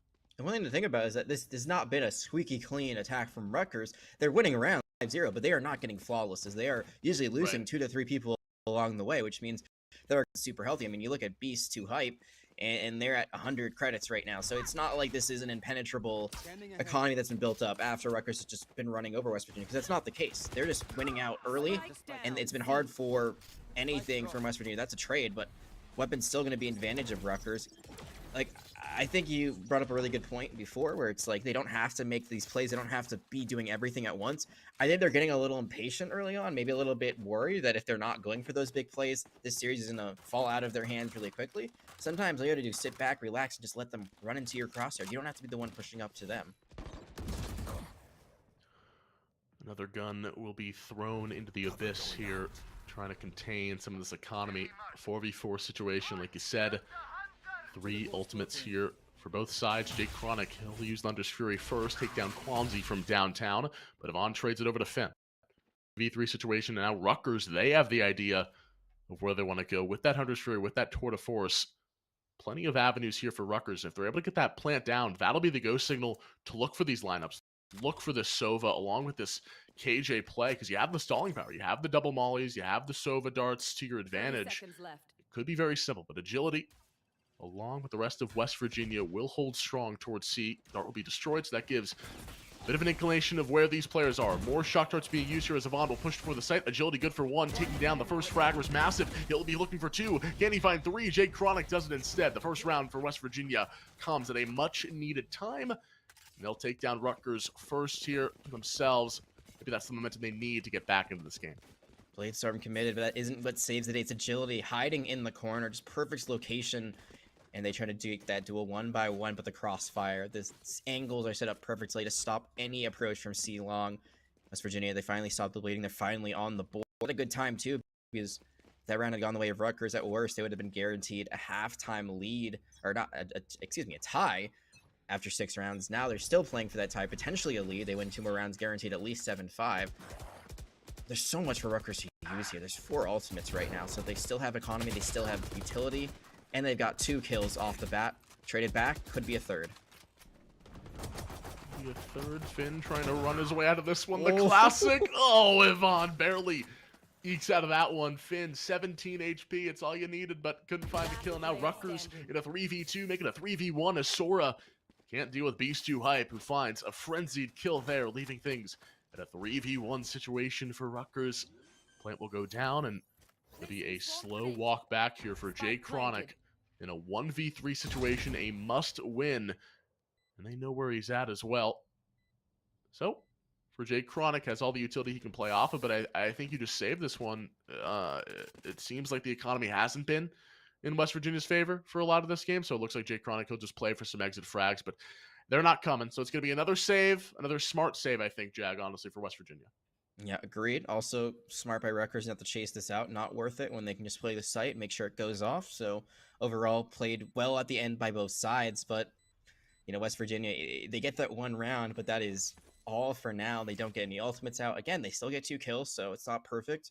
Beast 2 Hype actually had to be bought for that round, I'm pretty sure. So it's not like Rutgers is like absolutely, you know, guaranteed to win no matter what at this rate, at least for this, you know, halves. It's going really well for them, but they lose 2 to 3 rounds in a row and that economy starts to crumble. But it's really on West Virginia to start getting something going. It's just they don't have the engagement tool. G Chronic had a really nice Hunter's Fury before, but that was kind of just hoping that you hit something. I think they did maybe have a recon bolt off the back of that, but other than that, it was just like throwing it down mid and you're able to, you know, stick the landing. This from the shadows. Maybe they could use it for recon. Maybe they use it to contest a spike plane if they're too far away. I would love to see the null command come out early. I would love to see them just try to play really aggressive, change up the pace. I mean, we said like don't be too aggressive. At 0 point though, that gives you a lot of info. Like, you could use the null command off the back of this to just run straight into them, and maybe not actually because their weaponry probably isn't the best. But you know, if they try to go for that at some point here, I think that would really change the pace and put them in control. Well, we're back to C. First kill goes the way of Sora. Yvonne from downtown takes down Finn. But the mollies being placed here on top of C. You have the Sova as well, but that Hunter's Fury. Sora will drop down as well for good measure. And for Rutgers, it's another situation where they can play for the stall, they can play for the time. And unless West Virginia get a massive flank off here with Black Coffee, who looks to be timing here by Almost, gets the dink off, gets the leg shot, and Black Coffee will get taken down by Almost. A 4v2 situation. I mean, is this another save? I mean, like it's really just difficult for West Virginia to hold strong. Rutgers, they're playing with such confidence, with such aggression. West Virginia, they just can't commit. It looks like G Chronic wants to play a bit more aggressive here. Maybe try to find some exit frags instead of just running for the hills. But other than that, like, what can you do here? It's a 4v2, like you said. And at this point, I think it's just too little too late. They're going to back out of this now. I wanted to talk really quickly about Black Coffee because I feel like no matter what, they were going to end up falling there. That turret was about to just murk them. So even if the final blow wasn't found by the Sova on the side of Rutgers, I feel like they had no chance, unfortunately. These turrets have actually been really clutch from Fruit. I talked about it really quickly. And again, it's like, you know, not the highest performing player right now, KDA-wise, 1 in 6 and 2. But that's kind of what we saw in the Breach in the last match. Like, sometimes it's not about finding the final blow. It's about setting up plays for your teammates. Having that turret as more just recon, knowing when someone's there, has been massive. They have a lockdown they could use to completely take over a site. There's no Hunter's Fury on the other side to destroy. They'd have to rely on shock darts or maybe the KO grenade. So they're just doing a lot for their team right now, and that's a big part of why they have this 7-1 lead. Good dart there. We'll spot a couple. 7-1 situation. Null command still available for West Virginia if they so choose to use it. Owl Drone will be there first. Black Coffee will negate that. There's the bottom light here, along with Yvonne pushing forward. The KJ lockdown being used as well for Rutgers. Really looking to go for A, and they're going to wait this out and then push forward. This will force a dispersion, force a complete overtaking of the site. West Virginia can't push forward. Let's see if they use the null command to counter this. The plant will go down for Yvonne. Finn from the top lines will be good for 1 with that Marshall. Jay Chronic as well getting on the action. That shock dart did not go where he planned it. 3v4 situation with the null command still available. They could go back into this, but Rutgers are going to play this one slow and wait for West Virginia to come to them. And that shock dart, that was a bouncy boy. That just went up and out of the map. Goodbye, into the void you go. But that information is huge. They have recon, but they're not able to collapse off the back of it. Beast, 2 hype, able to find 2. It's 2 for 2. 2 situation, judge in hand for Yvonne. He blasts down agility. Fruta takes down Chronic through the wall. And it will be the 2 kills they need. 8-1 situation for Rutgers, who are doing a great job here in this best of 1, trying to gain a massive lead, and they have. It's been tough for West Virginia. They haven't really been in a great economic state for a majority of this game, and in a great mental state. It really just feels like Black Coffee can't get it going. And this is, you know, a player that, you know, especially in this game, that you need to pop off. Yeah, we've talked about the Chamber being, a pseudo duelist, if you will, but you need to be able to find some sort of value out of this jet pick, whether it's transferring over to the ops, saving a couple rounds, and looking for, you know, potentially easier kills. It just feels like Rutgers are so much more confident going for these 1v1s, and they're getting these headshots, they're getting these kills, and West Virginia, they can do nothing but watch their team crumble before them. And this is a Rutgers team that has been pretty dominant through collegiate Valorant. They won quite a few Conference 1 titles back in the day, back when Conference 1 was a thing, ripping. But, you know, they have consistently been one of the best teams in the collegiate scene, like, regardless of the year or the roster, and I think here you're seeing a great example of what this has been.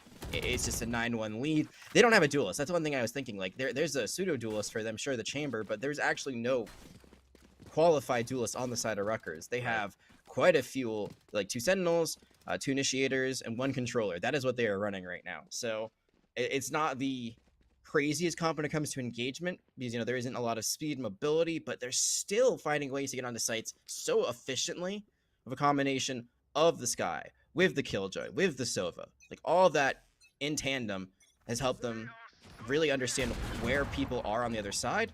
Sora, though, last round they actually tried going for the ult orb, didn't buy, and they ended up falling early, but this time they do get the Tour de Force because you get an ult orb once you end up falling in the previous round, so that's a big opening.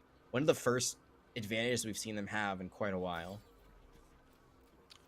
Absolutely. Still have a flash available with that Omen along with the Owl drone as well, but you can even just use the Hunter's Fury to gain control of a site if you want to.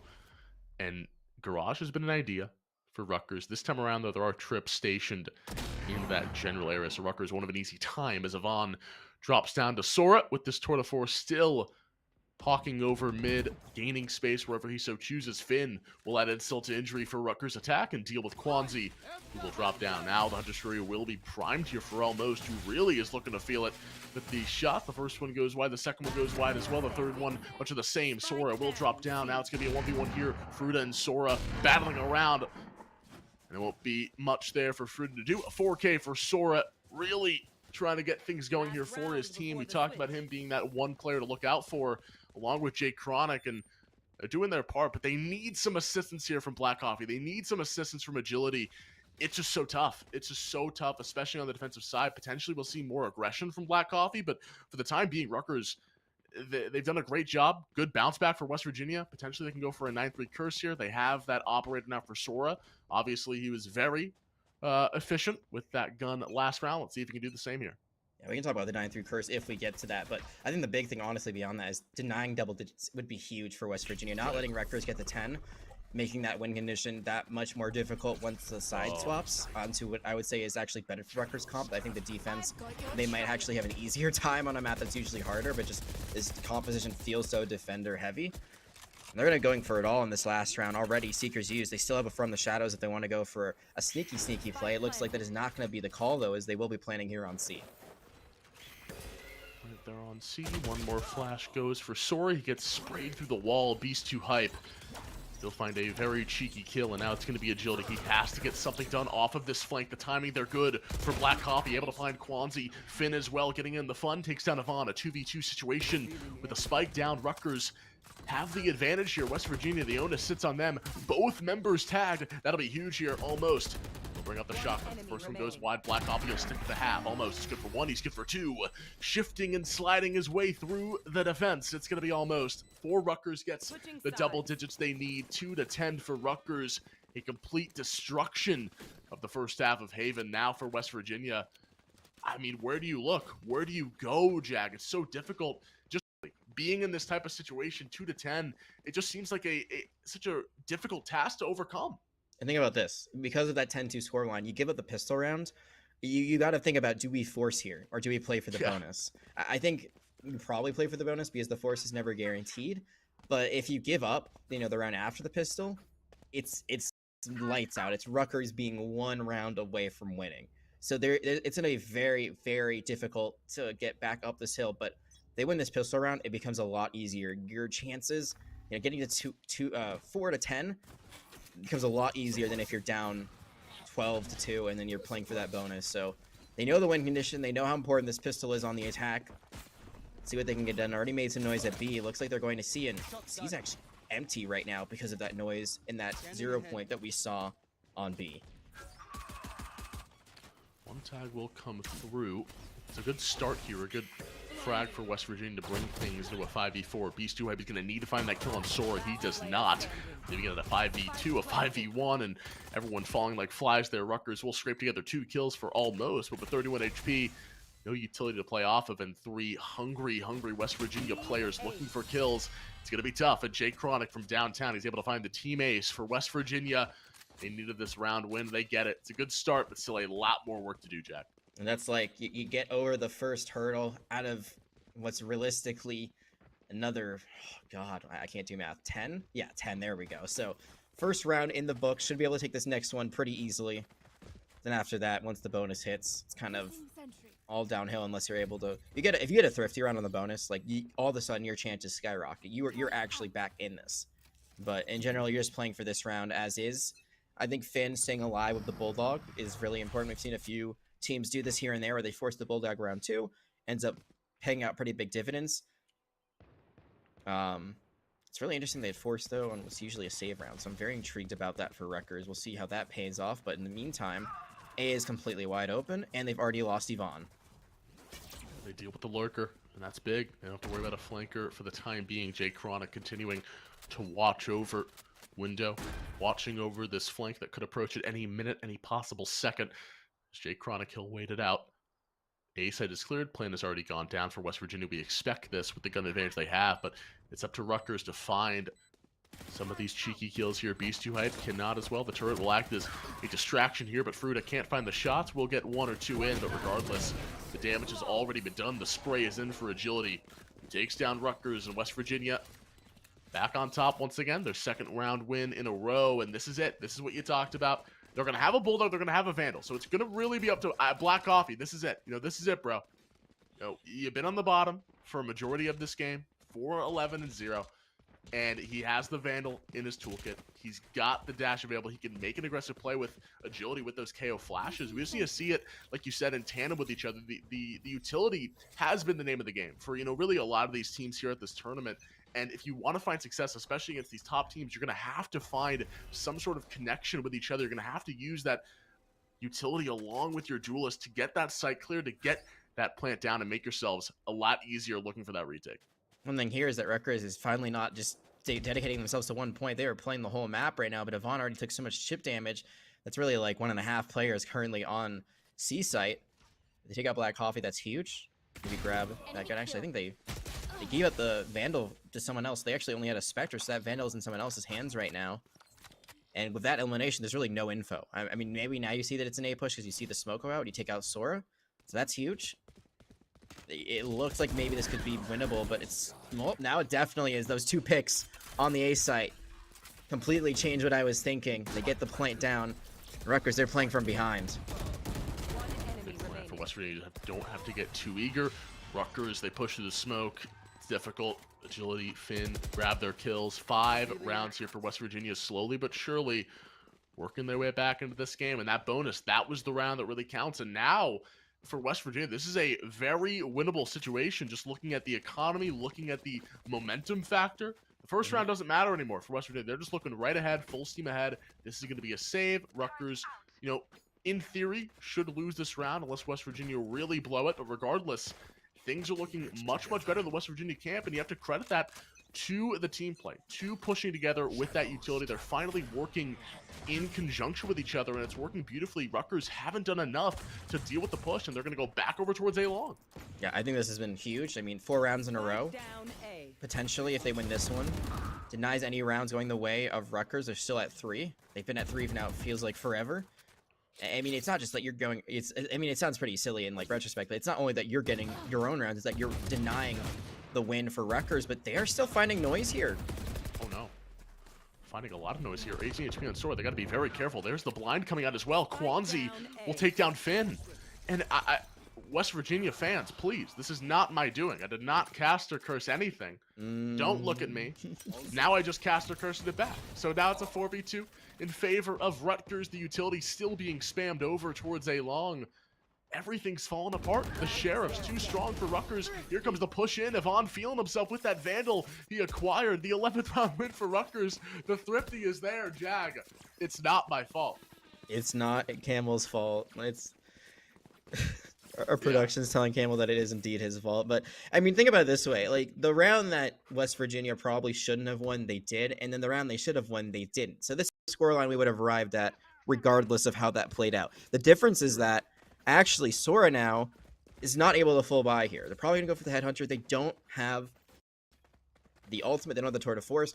They don't have 6 either. They're at 5. So maybe they get one alt orb and then they get a kill and then they can get the Tour de Force online. I feel like there's going to be a play here to get an alt orb. Maybe. Maybe not. See how that plays out. But it's a bit of a half buy. It's a bit of Frankenstein buy. And this is where you see the desperation a little bit because they realize like they're 2 rounds away from losing the series. And again, they will still be in the playoffs on Friday. No doubt about that. But they'll have a disadvantage going up against the highest seed from Group A. Flash coming out from Agility. We'll be able to find 2 off of Yvonne as well, almost. We'll try to trade things back. Agility really feeling himself here. Drank a bang before this round. He finds 3 kills out of it. And Agility stepping up in a massive way here against Rutgers. A 4v1 for Kwanzi. Let's see what he can do. The first engagement is Black Coffee. He does not win it. There's going to be another kill going the way of Jet here. Black Coffee clearly heard me. And we're going to get a replay because Agility, he's got Agility here. With his movement, his quickness, it's insane for the 3K Jag. Just break it down for me. Yeah, I'm not exactly sure if it was Agility throwing in the flash bang or not, but I mean, they immediately turn the corner. They get a really nice stun onto the sky, and then from there, it's kind of like everyone peeks into him, but it's one by one. And usually you think, oh, well, we're peeking from window and garage. We have the high ground advantage, but the angle that Agility was holding was just perfect. And I think it was like a 3-for-1 at the end of the day. It's just too much for Rutgers to come back from. These rounds are getting really dicey. I mean, you see that there's a light buy from Rutgers, and yet this is like, what, the 2nd round out of 3 that they've had to do this? And they're finding eliminations still. Like, you cannot count on anyone when they have a Sheriff. This is incredible. Spike down I mean, it's just that easy. Yvonne now, he's got the Tour de Force available. He's going to peek out of this. He finds the kill, but Sora gets 2. They line up there. A chance potentially for West Virginia in a 1v3 situation. The Sheriffs come alive for Rutgers, and they give them the advantage they need. It's going to be Sora with the bomb in hand. Does he check this left corner? He must. He has to. He'll look for the peak. He can't find it. Kwanzi reorients and hits for the 12th round win for Rutgers. West Virginia, they roared back, but it's clearly not enough. Rutgers have figured them out. They win that next round, and Yvonne, he'll pick up the operator as well. So this could be another way for Rutgers to deal with these fast pushes. And West Virginia, I mean, they just, there's not much to say. I mean, they just lost the 1v1s with those Sheriffs against Vandals. There's not really much you can do other than, you know, getting in the lab. Yeah, I just don't think they're expecting an aggressive push like that from Rutgers, considering that they know that it's probably going to be a bit of a half buy. But they get caught out, the headshots land, and doesn't matter how much armor you have, it's not going to protect your head when there is a Sheriff going out on you. Now West Virginia, they've got to think about this. They lose this, series is over, game's over. Ultimate's already being thrown out. Tour de Force. Hunter's Fury, do you use anything else here to try to secure this win? You already got almost off the table. Sora still has a few more bullets left in this Tour de Force. One enemy remaining. We'll miss the first one, finds the second one there. 5v1 situation for Kwanzi. Maybe he's good for 1. We'll spot down Agility. He's good for 2. Oh my word, Kwanzi. Slow down, my friend. Sora finally jumps in and deals with the hot hand of Rutgers, and 7-12 will be the situation West Virginia have put themselves in. They're going to need 5 rounds in a row to deal with this overtime if they want it. We'll start here. It's going to be a bit of an interesting buy for Rutgers. Not going to really have the best circumstances here. It's going to be a couple of Phantoms, a Bulldog, and looks like Almost will just save, perhaps, or maybe get a buy. We'll see what does happen. But West Virginia, they're going to have to use this gun advantage and just not get too antsy. That really has been the issue on those save rounds, on those difficult rounds for Rutgers. They've been able to find kills with Sheriffs. Hopefully this time around, if you are a West Virginia fan, you see your team play more as a team, play more as a collective unit, and not get over eager and you know, blow a fuse, if you will. I wanted to say that all command, we get to see it come out, but it's going to be a kill traded back, though looks like West Virginia will have the advantage. I like this. They're playing aggressive, and this should be a round they have pretty well secured. And Rutgers might have made a big mistake here, because they went for a half by themselves. It's worked out a few times. This time it doesn't. And it's kind of like the economic situation. Like, do we give over 1 round here where it's probably guaranteed to lose it, or do we try to go for that force and then potentially give up 2? Looks like it's going to be 2. You get the null command out, so that's sort of a good trade. You've got 3 ultimates yourself. It's looking like it's going to be 9-12, and it gets ever so closer for West Virginia to make potentially an unthinkable comeback here. It's still, I think double digits is like when you really start to feel the heat. If you're Rutgers, not going to be there quite yet. You got to think about how you had this enormous lead built up after halftime, and even if you win this, you let a lot of it slip away. And I guess you could argue it's just side. It is better to be an attacker here, even though I said maybe this comp would work better on defense. I think I've been proven wrong. In general, though, like, I mean, they just had everything going their way, and it's been much more back and forth here since the side swap. It's going to be difficult. Piece 2 hype. Timing there is massive. Is still going to fall, actually. Sora, great intuition. Shoots through the wall and takes down the sky. Great early contact, great early kill. UT, though, it's going to be almost, and Yvonne able to scrape the other 2 kills somehow, some way. Always able to find these kills with the sheriffs in hand, but A-Site will be the target. Quanzi, he's lurking around, not able to find the kill to Finn. That could have been massive. With a lockdown available, with a Hunter Street available, you imagine they have to just go for broke here and go for the lineups. Here we go, almost. He'll send the shock darts out. Do they find the target? No, no way. Bring out the protractor. The math prodigy takes down Finn. The Hunter Street will be used as well in conjunction with the push forward for Rutgers, looking to get this spike diffused, looking for it all. Agility. He'll take down Fruta. That's a good start here for West Virginia. A 2v2 situation. The shots from Jay Chronic take down almost. Agility takes down Yvonne. They shut it down. The lineup, Larry's in chat. They're going crazy, but not crazy enough for Rutgers. West Virginia scraped together their 9th round here in their 3rd in a row. It's such a close round, and I think West Virginia, like, they stay alive, but think about how really that shouldn't have been as close. It seems like Rutgers, you cannot count them out when they have those light buys. The fact that they make it a 2v2 at the end, oh boy, that gets very, very close. Especially again, you lose one more round, you're done ski. But they stay alive. Very nice positioning there at the very end, especially from Jay Chronic, having those lineups ready. I mean, we talked about the lineups from almost, but Jay Chronic, I think, had that ready to go just in case worst came to worst. This is, again, another testament for Rutgers. Put this away here. The longer they let this go on, the less chances they have. Walking into the KG till you're walking into the sky flashes, but they do not give a damn. West Virginia spraying through the smoke, getting those kills, getting those early frags. It's a 4v2, making a 4v1. You know what, Jag? You know, I think maybe Rutgers just all by shares. I mean, clearly that's where they're most powerful. That's the play. That's where they're hitting their Super Saiyan status, because clearly when they buy real guns, it just doesn't work. So for Rutgers, back to another pretty awkward situation. It looks like it's going to be a Walmart buy. You're getting, you know, a little bit of everything with this one here. And for West Virginia, it's looking good. A sea of red here. That's what they want to see. And they're going to have the Bladestorm ready. And on the opposite side of things, Rutgers, they're going to have the Seekers online. Quanzi's one ult away from at TP of his own, could get nifty there, but they're going to go for a buy. Quanzi's actually going to buy up here. Oh, no, he's just toying with me. He's just toying with me, Jag. Almost did keep that Phantom, so I'm not a huge fan of that, because realistically, you can give up this round and it's fine. You still have one more to prevent the overtime scenario. But they're trying to force buy here. One gun in particular, I'm not sure if they'll have enough for next round. Guessing they must think they will if they're going to go for that. I mean, with the loss bonuses, maybe they will.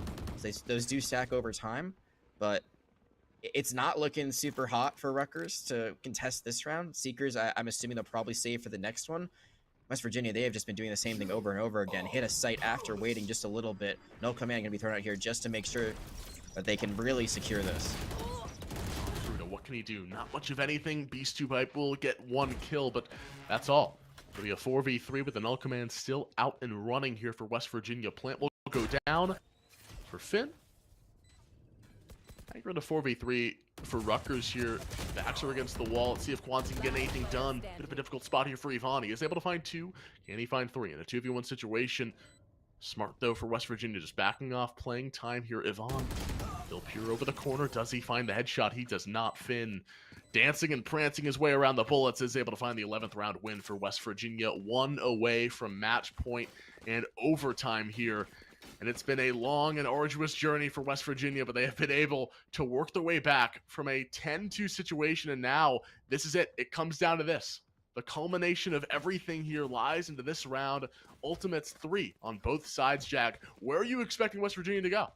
I expect another A hit, but I think they're going to make some noise C first. They're definitely at least looking towards C, but you see the spike isn't going there yet, so it might actually be more of a default, maybe just a bit of a mirage, as we like to talk about before. Oh, that could have been a collat, but it's only one. But finally, for the first time in forever, Rutgers, they actually have a numbers advantage, and it might be when it matters most at the final adder.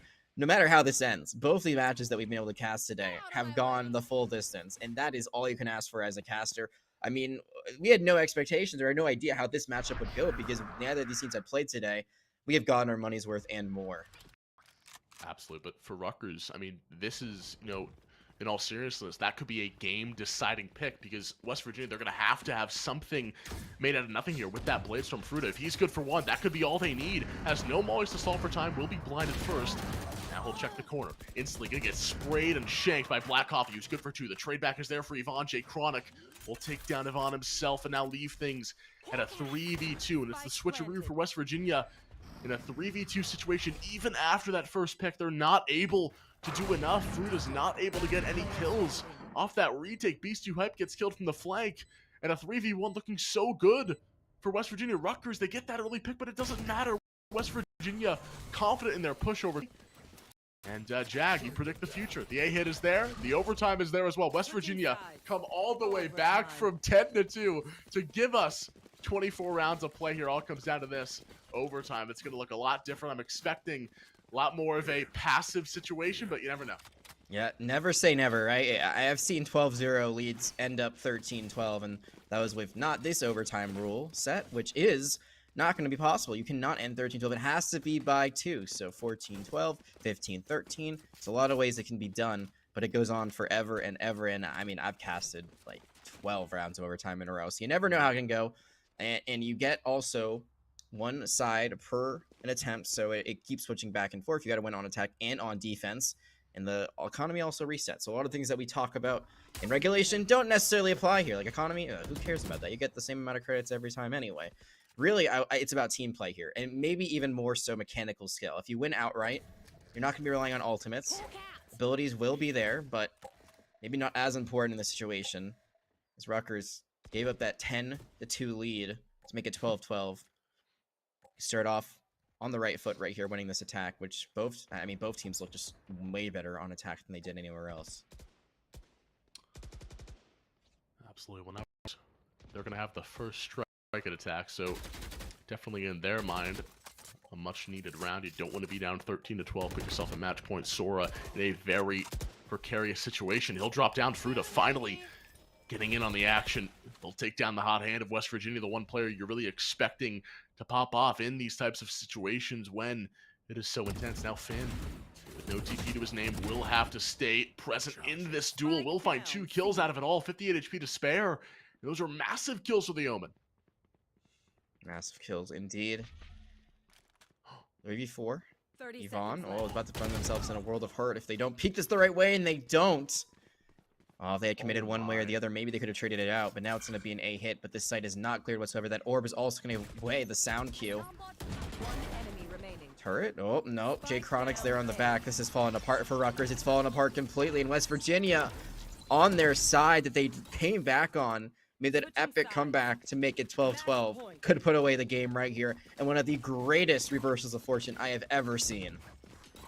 I'm not going to say it's laziness. I think it was just like, why would he be there? I think that's almost logic. Jay Chronic was in the weirdest position, and you saw when he pushed out of A, he didn't even check the left. He didn't even check the left. He was looking towards the right. If he just literally just glances over for a fraction of a second, he would have seen Jay Chronic peering over through B, but that's the timing. That is the smallest margins of error we expect from these two teams, and now it's going to be up to Rutgers, who are already down a man. Yvonne goes down, wasn't able to get the TP off in time, and here we go. The flash is ready, the dash is in for Black Coffee, and everything is going to be used to get into C. It's a full retake scenario for Rutgers. They do not want to lose any more players in this situation. West Virginia, 5v with this round advantage. Does one more almost through the smoke, is able to take down agility. The kill's starting to pour back. Black Coffee's good for one more, a 2v1 situation. Rutgers and Beast 2 Hype. He's got a flash. He's got a scout. He's got the heal available. No more. 30 HP to spare. 8 bullets in the chamber for the Sky here. What does he go for us? They know exactly where he's at. With one flash available, he'll use it. There's the first flash to get on to site. He flashed himself. Unfortunately, he'll pop one more. He used the duck down the plant snare. He gets one, but he's got only 3 bullets left. He What? uses them all. He's got the classic 4 HP Black Coffee. He's just gonna blow on him. Can he do what he does? The right click is there for Black Coffee. He's able to find the last caffeinated shot he needs to burst through. And the comeback is real. Jag, you gotta be kidding me.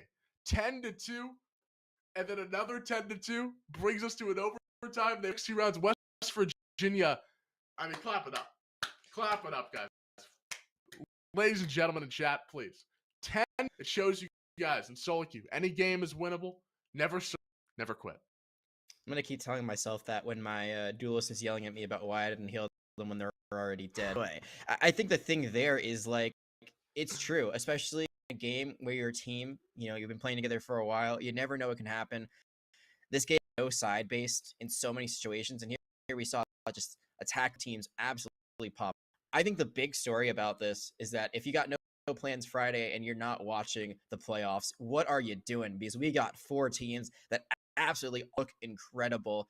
And, you know, I don't think it really matters who got the number 1 or the number 2 seed, to be completely honest with you. I think any of the 4 teams that are left standing could end up being the winner that's going to be going to land at the end of the day. But here today, I mean, what else can you say about West Virginia? The mental fortitude that must be required to be able to come back from that. It all started with that pistol round when I said, you know, you start there. That is the beginning of the journal. That is the first hurdle. They jumped over 12 at the end of the day, 10 rounds in regulation, 2 back-to-back rounds in overtime. I think the most impressive part about all of that was their defensive rounds at the beginning of overtime. They just looked like they were in the driver's seat, and it looked like Rutgers, the gas had completely just been their car or something. Didn't really seem like they had anything left. And I think it's kind of the opposite. You know, for West Virginia, it was their Rutgers. They might have just had too many blows to overcome that lead that they ended up giving up at the end of the day. Absolutely. We are looking for, it seems like Jay Chronic might be the recipient of this interview. We'll see what does happen. But as we look and figure out this whole interview situation, we will go to a quick break after that long extended match. The overtime is won by West Virginia. Congrats to them. We're going to go to a quick interview after this. Don't go anywhere.